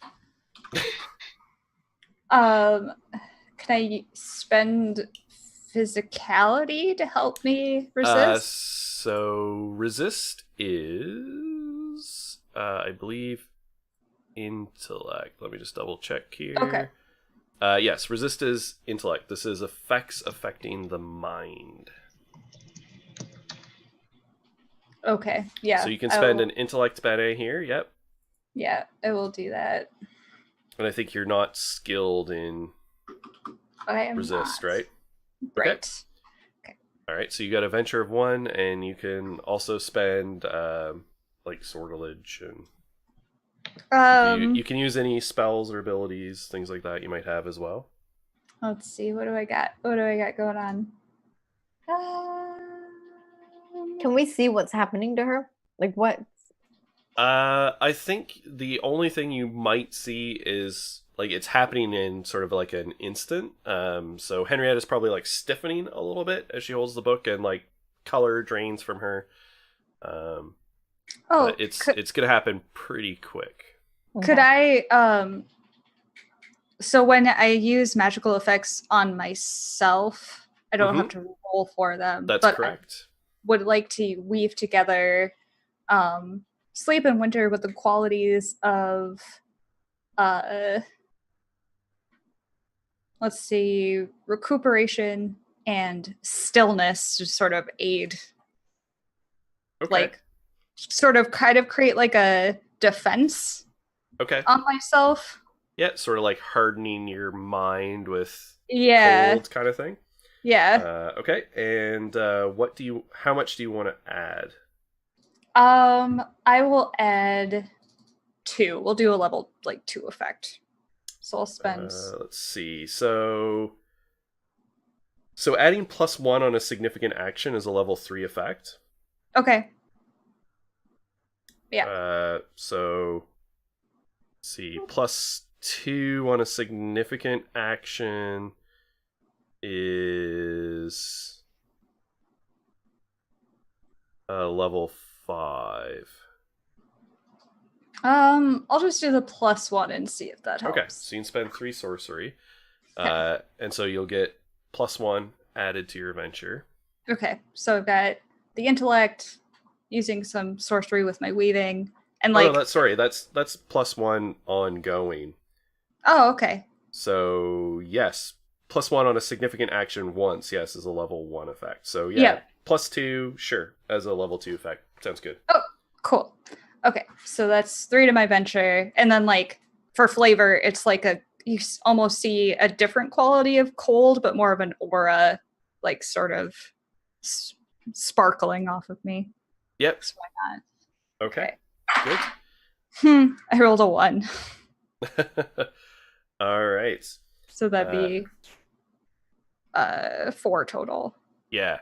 So this icy, almost like icy fingers just root into your mind and sort of just start sifting around, and then uses you like a puppet. Great. To speak. Good for me. So Henrietta's voice sort of just opens, and this smooth, silky voice that is quite different emerges from her mouth. And Henrietta's body sort of takes on a new posture. She stands up a little bit straighter and sort of cocks a hip out a little bit more confidently. There's a hand planted on her hip. And the voice just says, "Well now, what do we have here? We have some guests coming looking for little old me." Oh, you must be Midnight. That's right. You can call me Sister Midnight, at your service. Unexpected. I take out my wicked key. Mm-hmm. I place it on the book, but I don't do anything with it. I'm all right, listen up, motherfucker. Oh, trust me. You don't want to take that tone with me, young Goetic. I'll take whatever tone I damn well please, you piece of shit. I think we do. Emma. Oh, that would be rash and unwise. Now you came seeking answers to some questions. If you're polite, I can answer. If I give a shit, I'll leave you in this goddamn. Oh my god, Emma. library. Emma. Seriously. Relax. Fine. Excuse her. She's not my friend.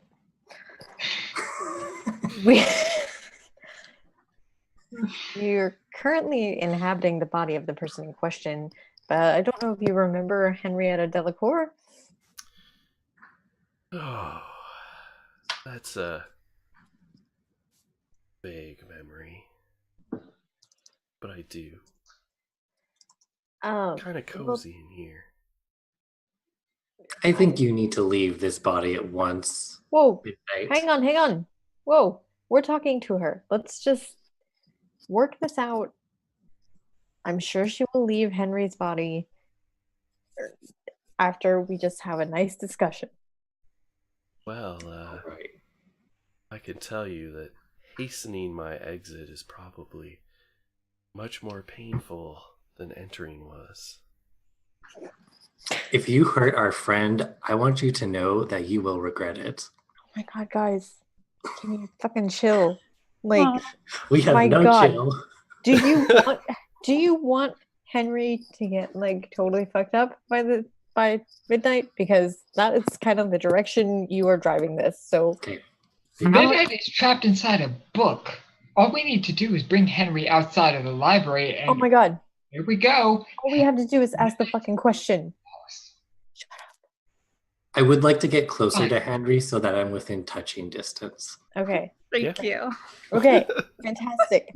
Now, Sister Midnight, if you would, we have come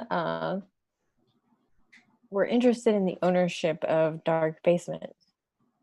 There seems to be a dispute, and Henry was wondering if she was in fact the owner. Near as I recall, I signed that over to a Bisley ally of mine named Oros Sin. Really? That's very interesting. Oros did me a favor. Boy. All right. So then it doesn't belong to you anymore. It doesn't belong to Henrietta, despite her ability to enter and live in it. Is Oros still around? I don't know. I haven't seen Oros since I concluded our business and transactions. Wonderful. Where was the last place you saw this Oros? Where was his last residence as far as you can recollect? Now, why, young Goetic, would I feel compelled to tell you that? I tapped the, ornate end of the wicked key on top of the book. Mm-hmm. I'm going to pull out mine as well. Because if you're cooperative, I can set you free. Or I can shove you back in this goddamn fucking bookcase and leave you for eternity. Oh my See if God. I care which result you pick. Young Visley. Young Visley, you misunderstand. I'm not trapped. What do you think the significance of this place is? Every book here wrote itself.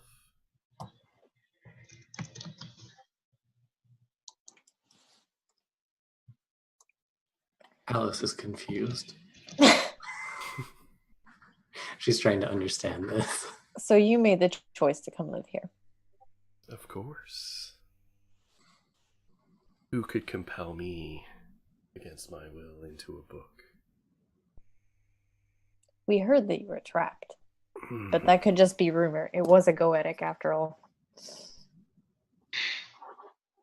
And who told you that I was trapped? The Oracle. Oracle? Fucking. Hold Oh, on. the Cabaret Oracle? It was the Kubar one. Oracle. Oracle Shara. Shara. And there's a sort of... Oh, that clever bitch. I like midnight. And Henrietta, you feel the presence sort of like drain out of you and back into the book. Was I conscious during Yep. that? You Okay, were, so 100%. okay, You- great. You had the sensation of being like trapped in your body and like listening to yourself talk and move and everything, but not being able to do anything about it. Okay. When I regain my facilities, I'm gonna say, "Oh, guys, it means a lot. You're gonna throw yourselves into certain doom against a demon for me." Why are you thanking them for that? It's stupid. It's just sweet. It was stupid, but very sweet. The sentiment is appreciated. But thank you for letting them not letting them do that, Lucky. I don't want to die. Yeah. So is he gone?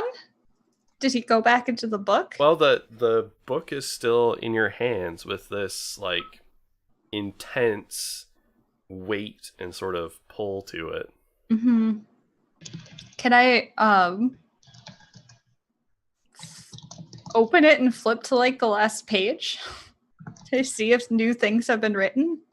Yeah, so you open it and sort of the pages are like super thin, right? You know, like those books Yeah. that's like the onion skin paper or whatever that's like very, very thin. So the whole book is super thin, but it's got a lot of pages, so it's dense like those Bibles. that are, yeah. And it opens and it's like a beautifully illustrated manuscript. Is it an illuminated manuscript? It is an illuminated manuscript, yeah. Nice. It's written kind of like a Bible. Except, you know, you flip through it and there's like, I mean, there's a lot of real atrocious shit in there. Because it's the story of a demon of the black who liked to tempt and betray people. But, you know, you're sort of flipping through. And all of the ink sort of like swirls. It's dark and inky like the void. And as you get to sort of the back, indeed, there is text being written about this exchange. But you get to the last page and it's just going, bitch, bitch, bitch, bitch, bitch, bitch, bitch. I'm just going to whisper to the book and say, could you be a little bit more verbose with your vocabulary? I really don't appreciate your limited word choice. And it So sort of is it- shifts and it's like, I will eat her fucking soul. I'm just like, okay. So it's being written as we. Yeah. Yeah, it's Okay. now being written sort of as you converse with it. So now that he's in the book and presumably done possessing me, I'm going to ask the book again. Would you please share the last known whereabouts of Oris Sin? So how are you going to persuade it? It's a good question. Can I help? I have Yeah, persuasion skill.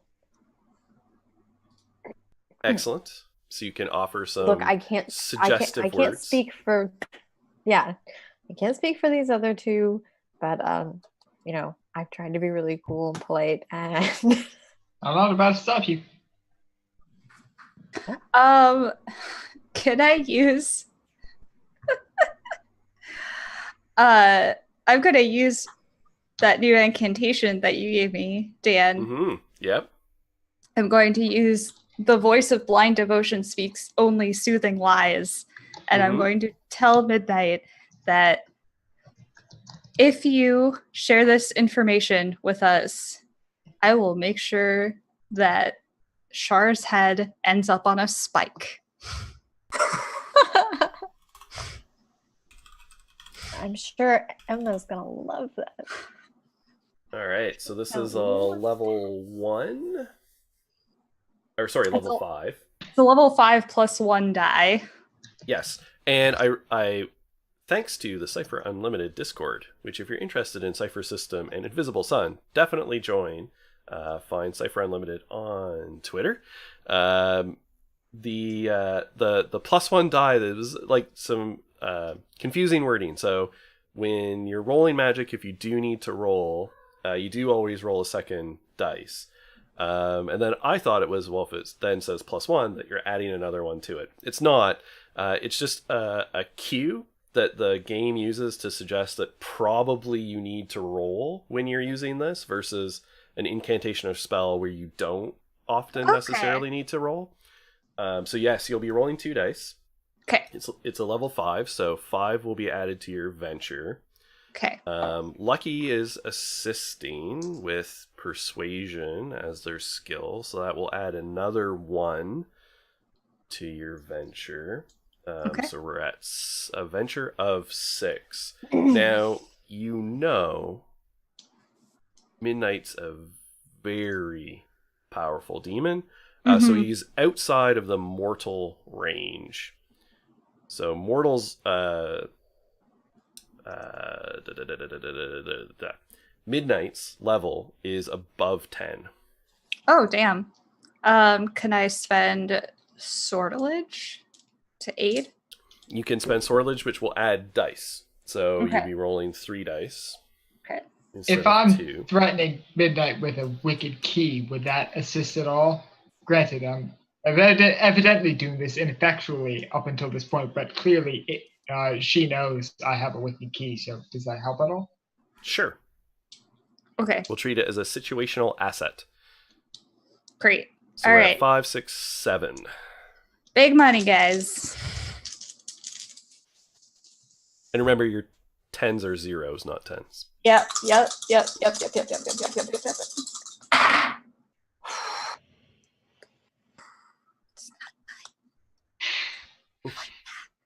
It's real bad. I rolled a 0, Okay. a 3, and a 6. Okay. So the 6 plus 7, so that would be a 13 Hmm. is your highest. Yeah. But we 13. do trigger some flux here. Yep. It's bad. It's really bad. This is not going well. Mm-hmm. So yeah. Yep. So there's like some books nearby. Actually, there's a whole bunch of books. But a stack of books that are sort of pushed up against one of the shelves.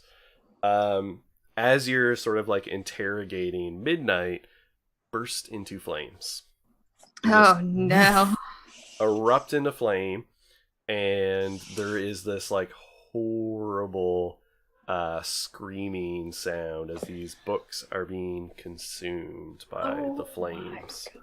This is not how I wanted this to go. Can I ask my tear child to run into the flames and put it out?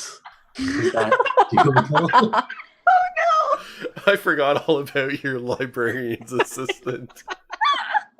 So yes, your tear child runs and like jumps onto the flames and turns back into like liquid black tears to smother the fire.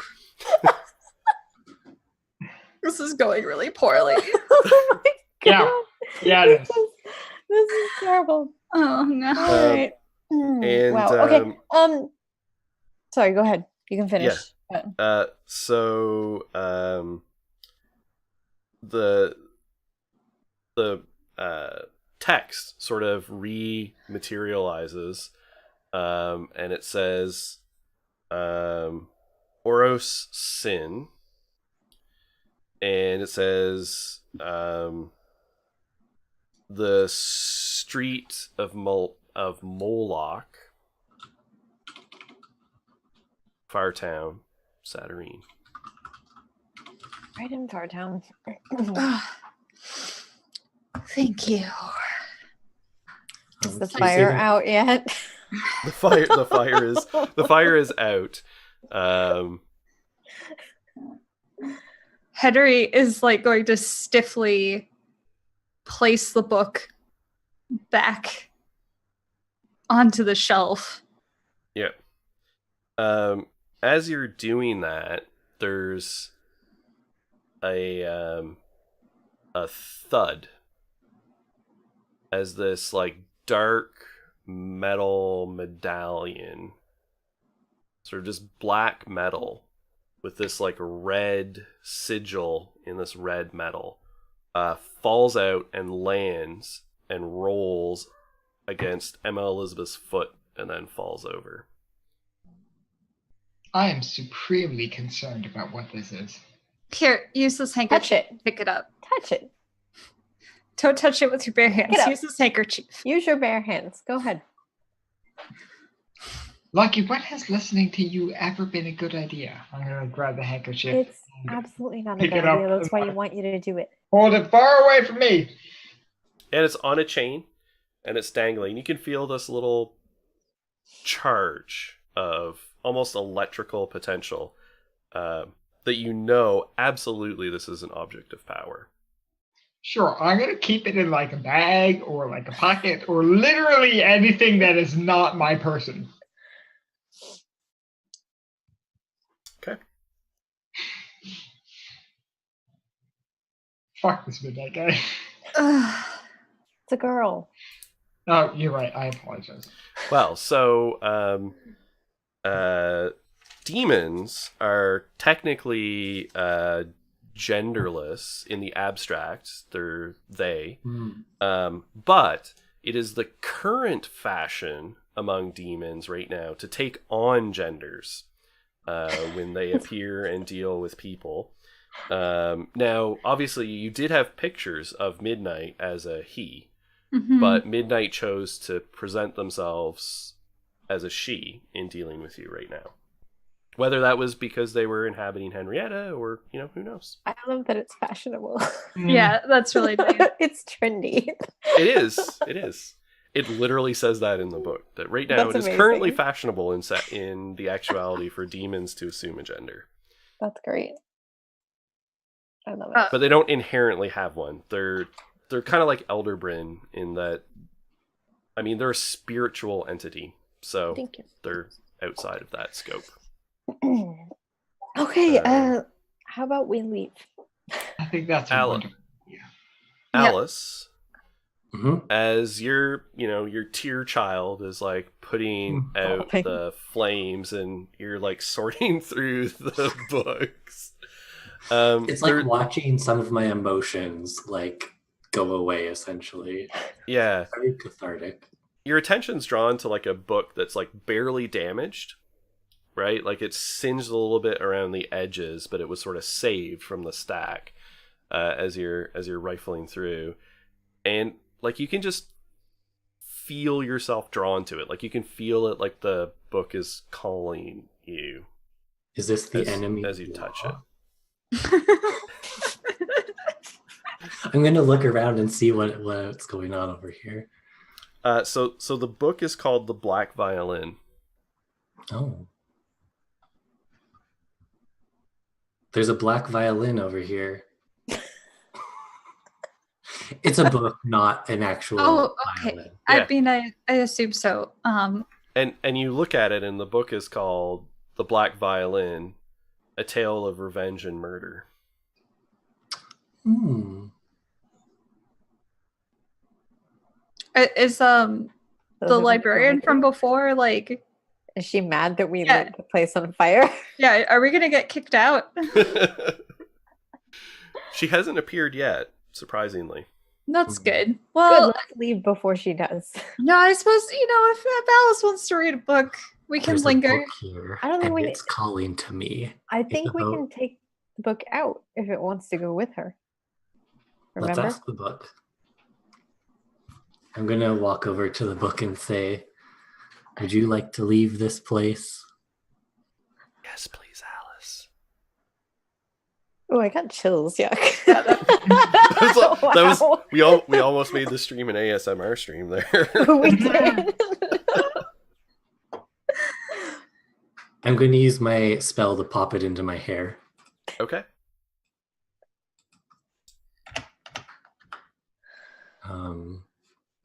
Let's go. We don't need to tell any of the librarians about this. Absolutely not. I think that's for the best. Okay, let's head on out. Mm-hmm. Okay. All right. So yeah, the librarian's like shooting you dirty looks as you walk by.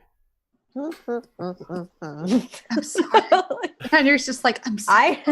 I have an inculpable aura. This is not my fault. Not my fault. Wasn't even supposed to be here today. Don't even like these people. It's my day off. It's my day off. So you find yourself outside. Is anyone else hungry? I feel like, a good possession just leaves the body hungry. Midnight was not going to hurt you. I just want you to know. Or they weren't going to be able to. We weren't going to allow that. I know it. And Henry gives her like a side hug. Oh, thank you. No, thank you. If I had been there alone, who knows what would have happened? I would have burst into flames, perhaps. I'd like to use one of my ephemera just for narrative purposes. Okay. It's safety in mother's arms. Mhm. And as I hug you, you are enveloped in the love of your own mother. Aww. Which is like maybe a bit weird because it's your mom, but it's like a very nice love. Yeah, that is nice. Thanks. You get to Bene into your physicality pool if there's room from the ephemera. Cool. Thank you. Is it Does it say it permanent, or- restores or that it adds? It says gain. Yep, so you can go above your normal limit. Oh, interesting. Nice. Wait, I had no idea that there were limits for Bene.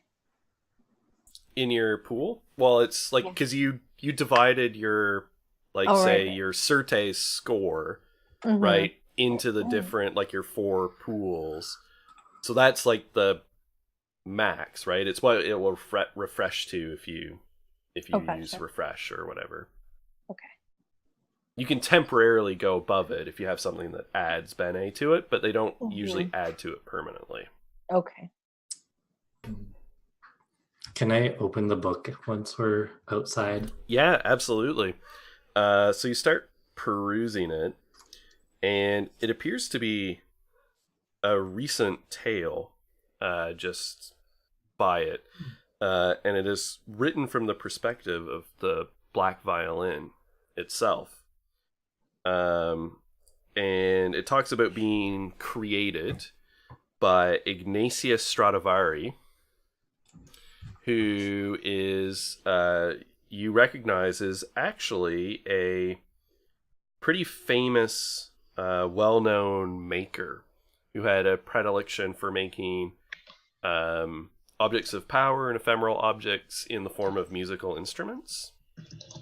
And as you read this book, it sounds kind of familiar because it's one of these like true crime stories of Saturnine.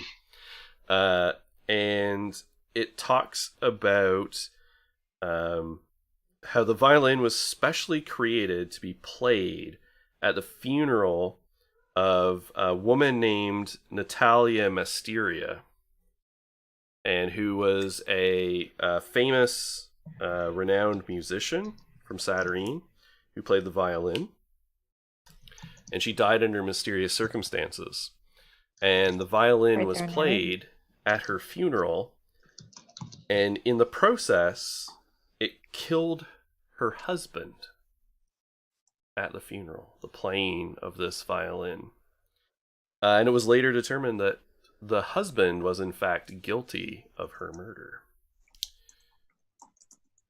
And I'm the just gonna- violin now sits locked in the home of its creator, who will never let it go. But apparently this violin has the ability to instantly kill people when it is played.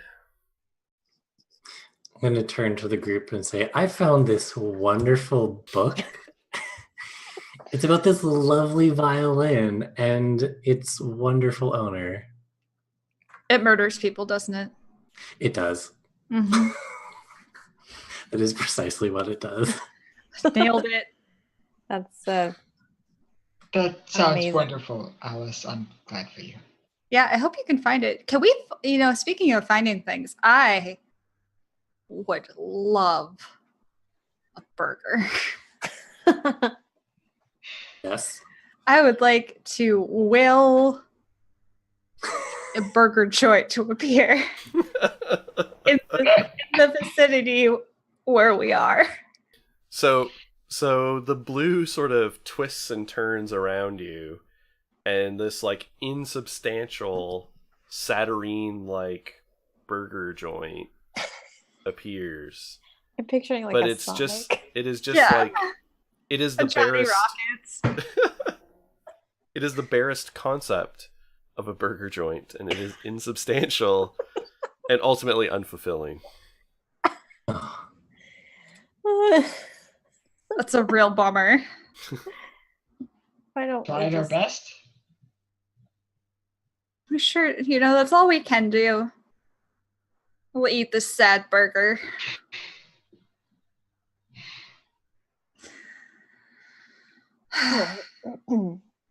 So we eat sad burgers. Can we go Yeah. home? I'm ready to leave this place after starting a fire. Oh my god. Yelled at by an Can't old believe we woman. started a fire in a library. Actually, you know what? It's not our friggin' midnight. That ungrateful bitch did that to us. Oh She gave you the god. information that you wanted. I know, but she didn't have to light the library on fire. Well, maybe some people in the vicinity pissed her off. It could be. Oh, well, nothing to be done about it now. No. Suppose we should figure out our passage home. How Thinking of- how far is a very long distance? Like, is that between suns or? Good question. I think a very long distance typically would be within a world. Okay.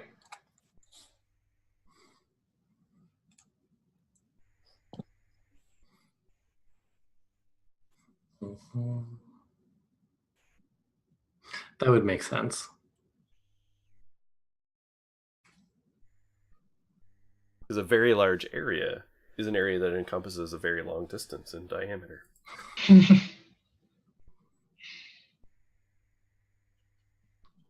Yeah, I think it's still like within a world.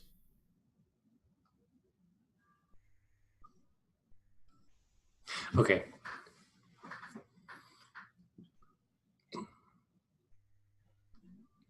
All right. So as you're outside, pondering, a sort of figure appears before you.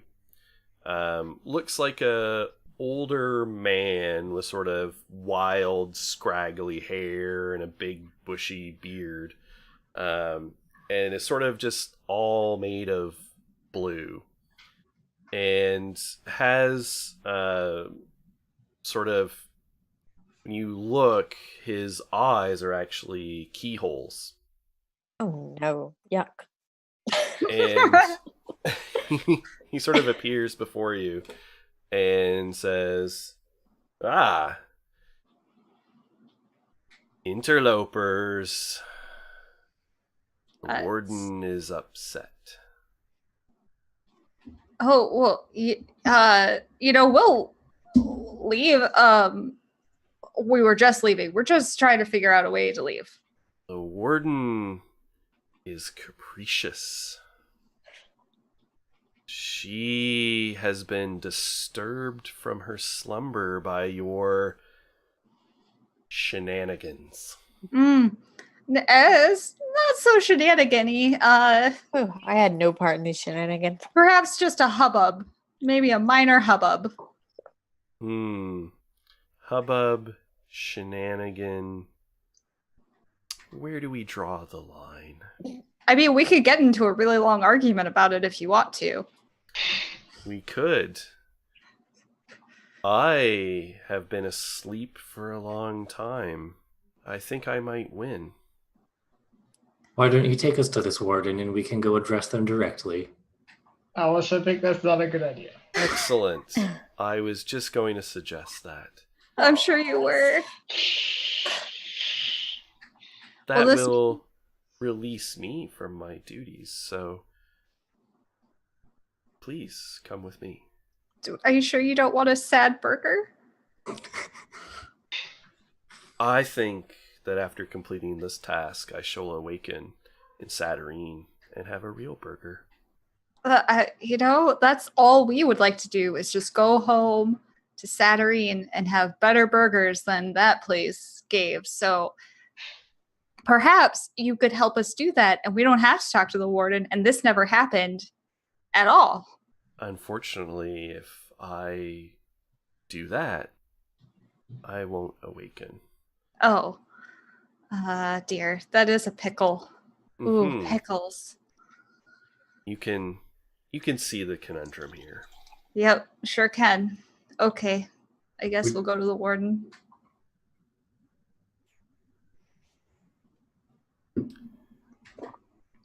Please. And he holds out his hands. Okay.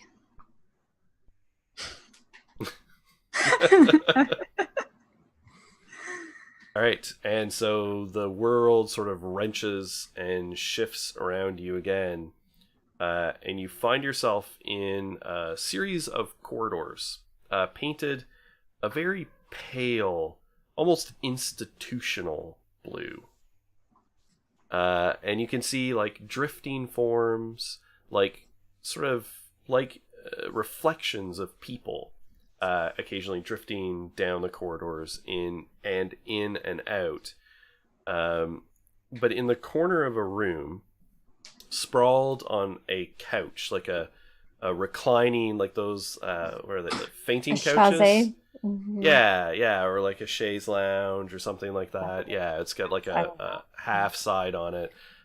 There is a reclining, sleeping woman in an elaborate ball gown, I thought you said all it in was shades of blue, and she is very, very pale and just like breathing in and out softly. Is she And beautiful? she is beautiful. She is, one could say, a sleeping beauty. Ooh. And the man who accompanied you says, "There is Mara, the sleeping warden of the blue." You said we woke her up. Well, disturbed her slumber briefly. So That is are we enough to attract unwanted attention. It is best, generally, to avoid her attention. Doesn't look like we're gonna get it right now.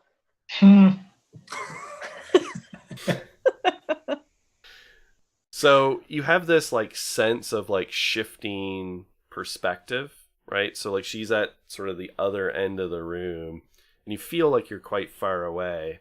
But the next thing you know, without any apparent movement, the room shrinks in size until it's like claustrophobically small, and you find yourself pressed shoulder to shoulder, sort of clustered around this reclining, sleeping woman on the couch, who then sort of like yawns and like blinks her eyes open and sits up on the couch. Good morning.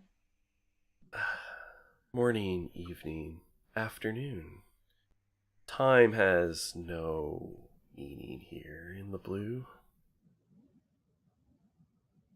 But you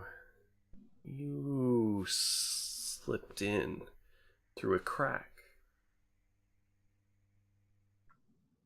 You came without negotiating the proper admission. We I'm were the warden and guardian of the blue.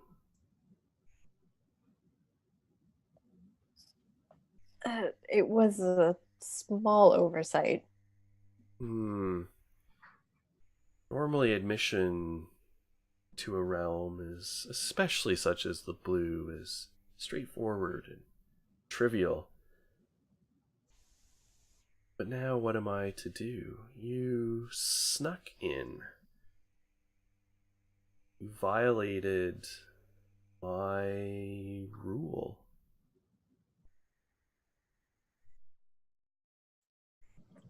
Could you inform us of that rule?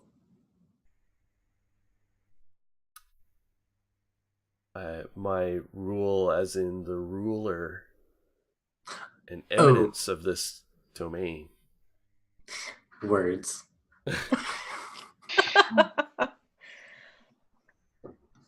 Indeed, I find it limiting to converse in this faction. we're really sorry to have woken you up. We didn't know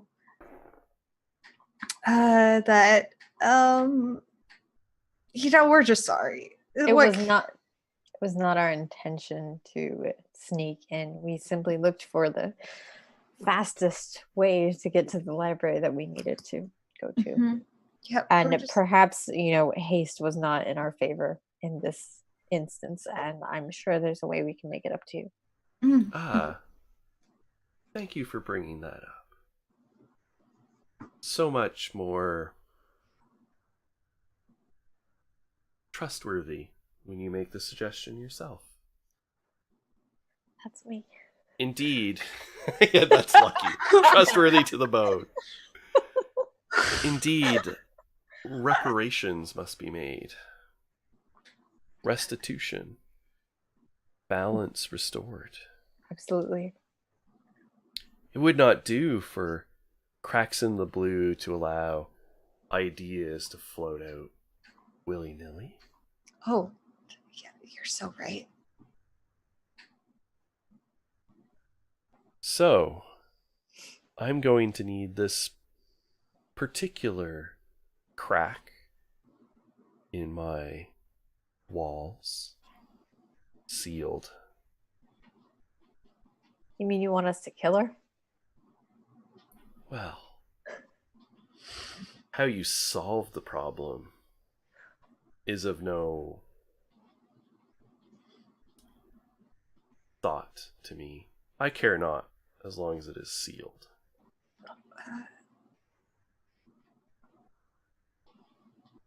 All right, but to do that, you're going to have to send us home. That is easily enough done. How will you know that the deed has been done? Oh, great. And Blue one. she just smiles this like widening grin. No, not again. Cheshire Cat like gets too large. And she just says, oh, I'll know. Okay, yeah, I'm sure you will. I'll be keeping a close watch.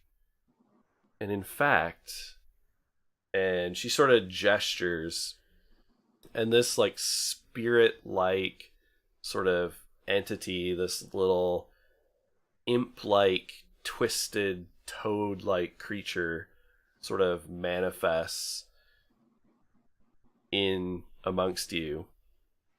Yeah, boss? My eyes and ears for the time being. Right. I suggest you don't attempt to dismiss it. Of course not. What's your name, new friend? You can call me Al. All right, Al, welcome aboard.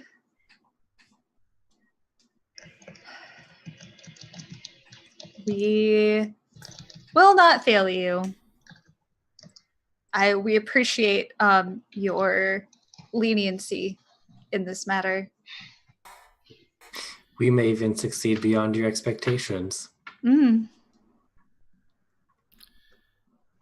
would be interesting. And there's like a little laugh, and I was like, yeah, right. Oh, Al. Hey, you're the one who got yourself into this mess. Yeah, that's a good point. Mm-hmm.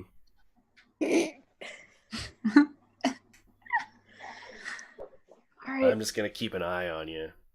Hope you resolve this quickly. Mhm. I really don't like Saturnine. All right. Send us back to where we came from. And Please. we'll take care of it.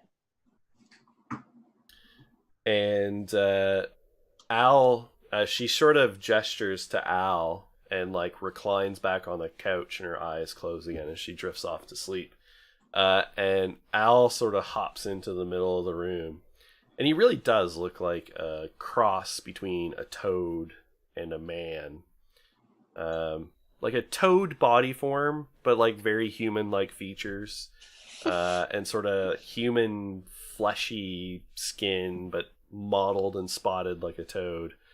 And like his hands are too human-like. He's got human teeth in his mouth. And with human teeth. yeah, and Al sort of shifts into the middle of the room, which seems to like grow again and sort of re-expand this new perspective. And Al says, well, neither one of us is going to like this much, but climb in. And he opens his mouth. Oh, I knew you were going to do that. Tongue like unfolds. I And knew it that just was- like swells to immense size. Heather is going to reach into her satchel and hand everyone a bandana. Here, put this around your mouth. Don't breathe it in. Thank you. You're welcome. Great, we're gonna arrive back looking like a bunch of gangbangers or something. A bunch of All right. bandits with like Yeah. Here, Right. put your bandit hat on. Alright. All right, so you walk into the fetid darkness, and the mouth like closes around you, and you can feel this like lurching sensation as Al begins to jump with you in his mouth. Mhm. And I mean, you're not sure like whether did Al swell to immense size or did you all become really small in this whole process. And after some interminable amount of time of being jostled around in the fleshy throat pouch of Al the man toad. Oh. Somehow that's worse than the flesh crevice. Yeah. So in the fleshy throat pouch of Al the man toad, and after some length of time, you're not sure, eventually it sort of stops, and then there's a crack as the mouth like opens, and there's a as you are like violently expelled, expectorated even, out into the streets of Saturnine. That was quite awful, honestly. That was unpleasant. Oh, now I know what my monsters feel like. And then like Al's sort of like shaking himself, and it's like that real jowly sound as he's like, like a Winston Churchill. I have a quick question. Yes, absolutely. The woman that let us into the blue, was I taller than her? Yes. All right. Oh no! Oh no! Can I would like to use ephemera object. Oh no! Oh no! So you're outside dark basement at the moment is where you've been deposited. It says an object within very long range. Okay. Oh no! Okay. Oh right. no! Please read for the viewers your incantation. An object within very long range is consumed and rendered into red dust. The object must be no larger than you. All right. Is a person an object? That's up to Dan, I guess. Yeah, a person is not an object. Fart. God Person is a damn it. I keep trying to creature. use this fucking thing. I know you really want to turn something into dust. I really do. Okay, fine. I have other plans. It's fine. I'll just use. All right. I'll just take care of this. I mean, you could destroy her shack, I guess. Different way. Oh no, it doesn't You even can have get to do that. her. No, I've got this. So Okay, all right. fine. It's fine. Don't worry about it. Fine. Okay. I have a gun. I've got poison. I'm ready. Like it's just. Or we could not kill her. I Or we could put could her in the just kill her. cage. Or we could just get rid of her. You have something in your cage already. I got rid of it. I gave it to the bureaucracy. The cage is empty. The Whatever. bureaucracy is a cage in itself. Mm. You're not We're wrong, supposed to close but the it's portal. not my cage. No, listen, we're supposed to get rid of the portal. I don't think putting her in the cage is going to get rid of the portal. Well, there's nothing else in the cage, so nothing else can contact her except me. And I, to be honest, evidently do not want to use that again. But if you want to kill it, fine. Would be the most obvious choice, but all right. Whatever you want to do. Again, if you have a preference, that is entirely fine. No, obviously you're the brains of this whole thing. So go for it. Put her in the cage. I thought Lucky was pretty like anti-murder. Never once did I state that. That's I don't know. Fair enough. All right. I don't want to be followed around by a toad with human teeth. No offense. Ow. I'm But taken. yeah, this isn't my bag. So Uh. I'd rather just get the job done and go on my way.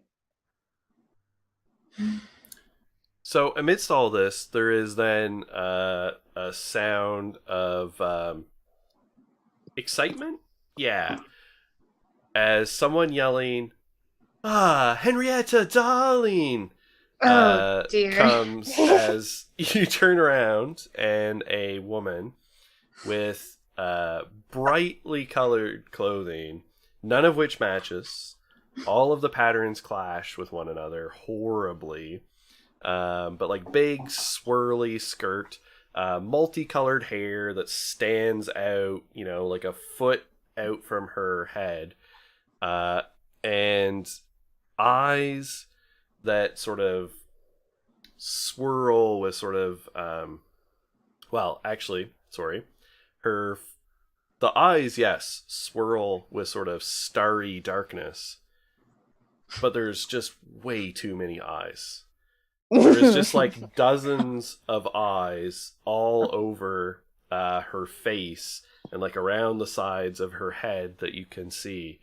And she sort of skids up and says, "Ah, Henrietta, darling, I am here. Oh, I have It's accepted." the worst. oh, that's wonderful. Well, she's like really flustered. And now, Oh, well, most quickly. Tomorrow at the latest. Let us begin. yes, absolutely. Oh God, I just wasn't expecting you. I had the markup for like a week, and I just haven't. I'm really excited. Oh, this is my mentor. Aludra, at your service. I'm going to take this one, and she sort of like settles an arm around your shoulder. Under my wing, sort of squeezes you in kind of close, like very grandmotherly almost. And just like one of the eyes on the side of her face is like looking at you. The other focused independently on everyone else. Yuck. Okay. Yeah, so I didn't tell you because I was sort of waiting for it to happen. I'm going to be unavailable for a while I train. Oh, yes, indeed. Very intensive study. Mm. I highly recommend you actually just stay at my place for the duration. It'll make things so much more efficient. Oh, I have a guest room. Oh, of course. If you don't mind, if I could just gather a few things for my home, or just right here. Just 1 hour, dear, and I will be ready to go. Sure, of course. All You know where right. I live. Yes, I will meet you there this evening, if that is okay with you. Perfect.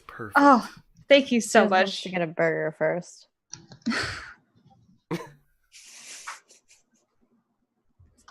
I have some matters to attend to with my friends here. Of but course. I'm ready to pray. Wrap those up. I will see you at my place later this evening. Ah, wonderful. Thank you. And she sort of like, I wouldn't describe it as flouncing, but she like whirls and sort of, she strides down the street with a great deal of confidence and an utter lack of grace. Perfect. I can't wait. It's Like she and practically Alice trips would over get her along. own feet. I feel like that's She's a very Alice like. yeah. She's like your hippie grandmother Perfect. that has no sense of boundaries. How do you spell her name? Aludra. Wonderful. Thank Aludra. you, Aludra. I love her. Okay, so I guess we should come up with a plan. I really can't keep her waiting. We're very particular about our mentorship and traditions, and the fact that she even gave me until tomorrow is a huge deal, and I cannot squander this with her. Oh God, this is Okay, well, oh, how about oh. you don't worry about it. Go to your mentorship, and we can take care of the rest. Yeah, of course. Are you sure? Yeah. You guys are the best. She pulls all of you into a big, big ol' hug. Oh yeah, it's happening. It happened. Emma Elizabeth, Oh God. Oh no. from your bag, you can just feel like a little bit of cold sort of like seeping out of the bag. I'd like you to take a despair, please. Okay. Maybe despair. It's a tough choice. Mm. But yeah, in the situation. But you just hear this like cold, smooth voice in your head. Similar, but a little different. Just subtly different from when Sister Midnight was speaking to you. And just says, thank you so much for removing me from that place. She may have wanted to stay there, but I didn't. Uh-oh.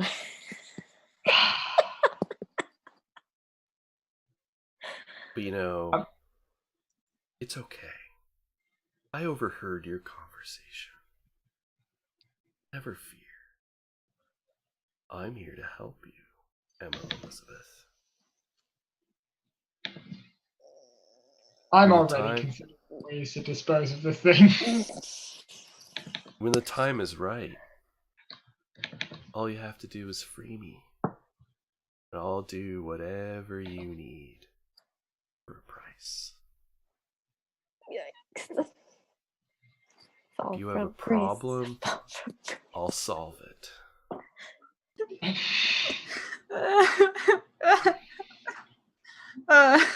Sorry, this is inappropriate, but the only thing that popped into my head was the BioShock vendor that says, "Welcome to the circus of value." Right? You need someone murdered?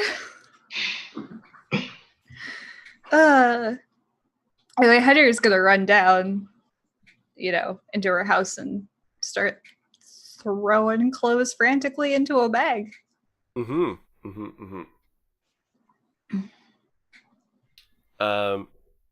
Alice, the book in your hair is vibrating. Just gonna let it vibrate a bit. And it's kind of quivering in your hand. I think I have a text message. Ah!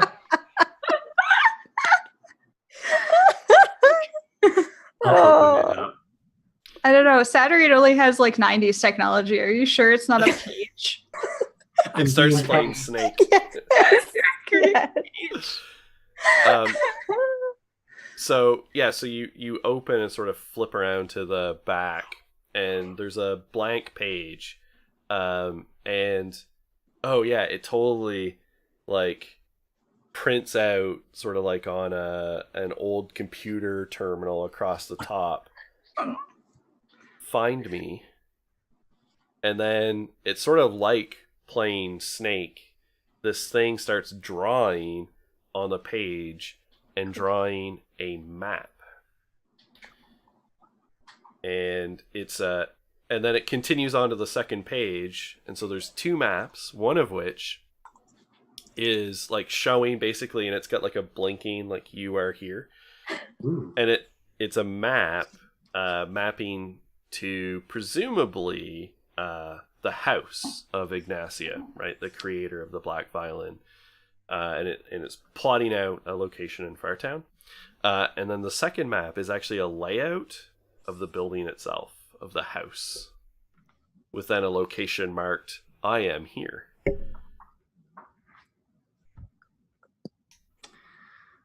And you can have a very joy. exciting. Interesting. I'll start studying this.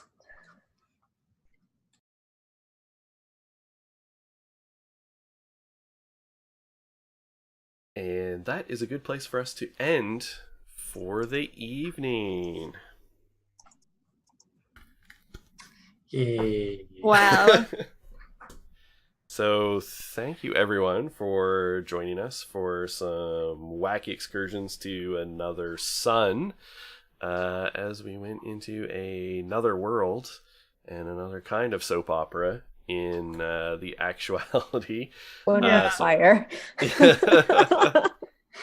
So I just want to thank everyone, my fine players, for joining here this evening, and my fine viewers for sticking around and hanging out in chat while we could talk.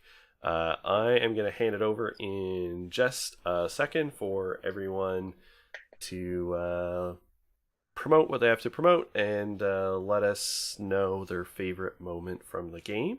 And we'll also talk about if you got any acumen or additional joy or despair from any of your various character arcs and your fortes and orders and all those things that bring you advancement in the game.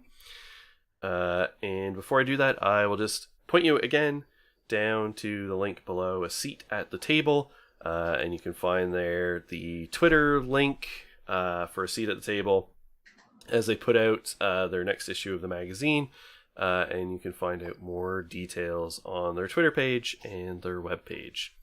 So I'm going to start in reverse order, and we'll snake our way back and start with Sam and Lucky. I did not advance either of my arcs, unfortunately. Well, I don't know if that's entirely true, because I think you should get an acumen because you've got a whole lead on the whole house stealing business. Because you now know Henrietta doesn't hold ownership of Midnight's. Right. But you know who it was. You have a person it was signed off to. So if you're going to steal it back, that's an important clue. Okay, I'll take that. That's fine. I didn't get to use a forte ability, which was pretty cool. I got to use my I got to use mental speech. Yeah. Twice, didn't I? Twice. One in a like super powerful kind of like potent way. And the second time in a really novel way. So I think that's worth a joy. I'll take it. But otherwise, it was kind of a chill episode for Lucky. Kind of mad, but fine.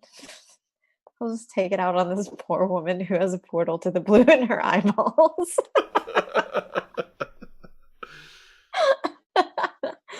So that's all I can think of. I don't know. He didn't really. Not much happened. as far as my arcs go. Favorite moment. The whole episode was so good. Like this was a particularly interesting episode, honestly. We got to go do something totally new, which was really fun. Mm-hmm. And we're all together again, Yes. which I'm really happy about. Having Alice back is so great. So okay, my favorite moment was every moment of Alice because I'm so happy she's back. Aw. Oh, perfect. And I love it. the Uncaged charity stream is still going on until 12 p.m. tomorrow, so please go check it out. Perfect. Yes, absolutely. All right, so continuing the reverse order, Corey, what about Alice? Yeah. I think for Alice, so she already got joy from hearing about the tale about the black violin. Yep. And she gets joy whenever she hears a new truly epic tale, so we got Yep. that one. Yep. I think that's the bulk of it. For the viewers before stream, we just got Alice a bit of acumen for her growth arc from stealing from the bodega. So we got that. Otherwise, I don't think there's that much for Alice. She's kind of on the precipice of becoming a criminal. Yeah, so the violin and this whole thing was sort of introduced as something that Alice would find particularly enticing. Yeah. So as a hook on the whole growth towards crime arc, because of course if you're going to obtain it for any reason, you're going to need to steal it, and it's a weapon of murder. So I don't know if you can have steps in between your obstacle and the there's no turning back. I think you can. I can check really quick. So it says the order goes steps. Growth involves many small steps. I'm not sure. Possibly. I think you can. You can. So I think the enticement, at least the way I intended it, would be a step. Yeah. Okay. Yeah, so that would be an acumen. Okay, cool. Yeah, Alice will grab onto that. Yeah, and I was thinking now that I've got some acumen, I'll maybe open up some more arcs, and we're sort of a more formed group, and I can make those nicely tie in. Perfect. Yeah, it's one of those things where it's worth spending acumen to open more arcs, because then you have more opportunities to get more acumen. Yeah, exactly. Yeah. Especially help a friend. It's Yeah, the most valuable arc, because you just get acumen for participating in other people's stories. Yeah. My favorite thing from tonight, my favorite thing was being back, because I missed not being here a lot. I was really glad to be back. It was fantastic. And it was kind of neat to see how everyone's characters evolved a little bit over the past 2 weeks, because it was they're a bit more, it's a bit different, but I like it. It's cool. Yeah, other than that, I really liked Midnight. Midnight was cool. I enjoyed them. Excellent. Good. All right. So continuing the reverse order, Annie. All right. So I already got the despair from being possessed. Yep. Definitely one of my favorite moments. That was cool. Good. I'm glad. That one's always tricky, because then you're kind of cut out because you're just sitting there. Yeah, so but I didn't want it to go too long. It presented an interesting mental image for me. I also want to believe that she was slightly lifted off the ground too, because what proper possession doesn't happen with levitation? Of course. Yeah. Otherwise, I mean, we're working on the house stuff, having another name to go check out. This is such a maze, or a weird goose chase of different people But yes, my arcs aren't really. I mean, sorry, I'm like all over the place. I think that she's happy that someone answered her call, because this is something that Dan and I had discussed, that like, since Weaver orders are so like particular about how they do things, like in order for Henry to even get this mentorship, she had to write a poem to all the members of her cell, essentially like petitioning them, like one of them to mentor her to get higher in her order and to prove that she was worthy of it. But then she couldn't choose her mentor, so she had to, like, every morning she had to go out to the outside of Dark Basement and like leave this elaborate glyph on her door to prove that she was ready for mentorship. So Yeah. And then this crazy spacey. yeah, this crazy like Professor Trelawney shows up. Yeah. with too many eyeballs. Professor That Trelawney with was, too many eyeballs. That That was was a an specific app. request. Yeah, That's I awesome. asked for that. Yeah. Yeah. Henrietta said, "Can she have too many eyes?" And I said, "You don't need to ask twice." Yeah. Yeah. So yeah, I mean she's really excited and happy Yeah. to be So I think that's worth a dancing. joy, right? Like the finding a mentor in your order. Like it's a requirement to advance to the second rank. But I think like finding this mentor, in general, because it's a relationship that can persist, Yes. is worthy of a joy. Mm-hmm. Yeah, and also yeah, Corey being back is amazing. Like you know, Alice just brings like an extra dynamic. She to really the- does, yeah. Oh. Yeah. Yeah, and your presence was your lack of presence was noted. Oh, my heart. It is so true. Yeah. It's true. All right, Alex. Let's see. My favorite moment, again, involved Alice. I love the lighting the fire. I love suddenly throwing like half the books off the shelves. But I also really liked the quote unquote reveal of Midnight not being like trapped in the library, but rather volunteering to be there. Because I came into this session, I will admit, thinking like, oh, I will, bandy my wicked key around and like offer to release Midnight, and clearly this will solve our problems. But evidently that was not the case. So while Emma Elizabeth might not have enjoyed that particular revelation, I, as Alex, really liked the twist. Yeah, and it was setting some of the seeds in there about how the books all write themselves in this library. Yeah. So if there's a book about Midnight, it wrote itself.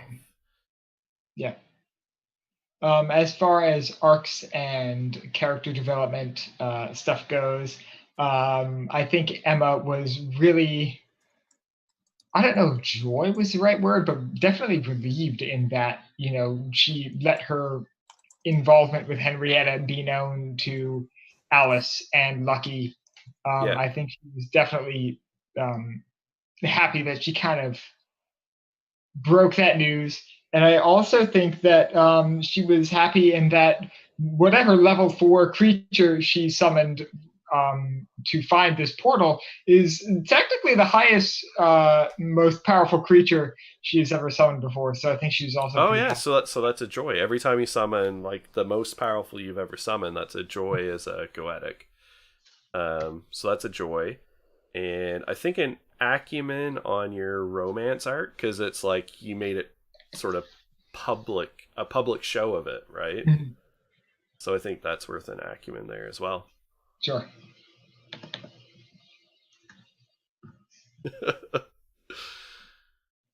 Excellent. All right. Yeah. So my favorite moment, as well as Corey being back so we could have delightful Alice with us again, was great. I always like playing the seductive artificial intelligence insanely powerful demon spirit, when they are smooth and seductive and like very tempting, is my favorite. So I had been looking forward to playing a little bit of Midnight, and slipping the second copy into Emma Elizabeth's possession was also pretty great. So You own it, Dan. Like, you just own it. Yeah. Amazing.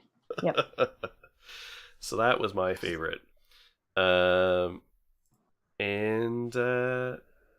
Yes, that's right, Emma. Definitely lightning bad AI, very reminiscent of Seductive Midnight.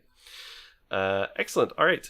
Thanks everyone for tuning in. We'll not be here next week because I'm going to be away for the Easter weekend in the wilds of rural Canada with real crappy internet. So there's no way in hell I could run a stream. I don't even think I could get on one if someone else ran it, because the internet's real crap up there. So we will be back in 2 weeks. Meanwhile, stick around. Tomorrow night, Urban Shadows second session will be on here on the channel with Taryn. And then we've got a bunch more Dungeon of the Mad Mage on Monday, Wednesday, and Saturday. Our schedule is going to pop up on our end screen, and of course you can see it down below as well. So stick around, and thanks for tuning in. Thanks, guys. Bye, everybody. Bye.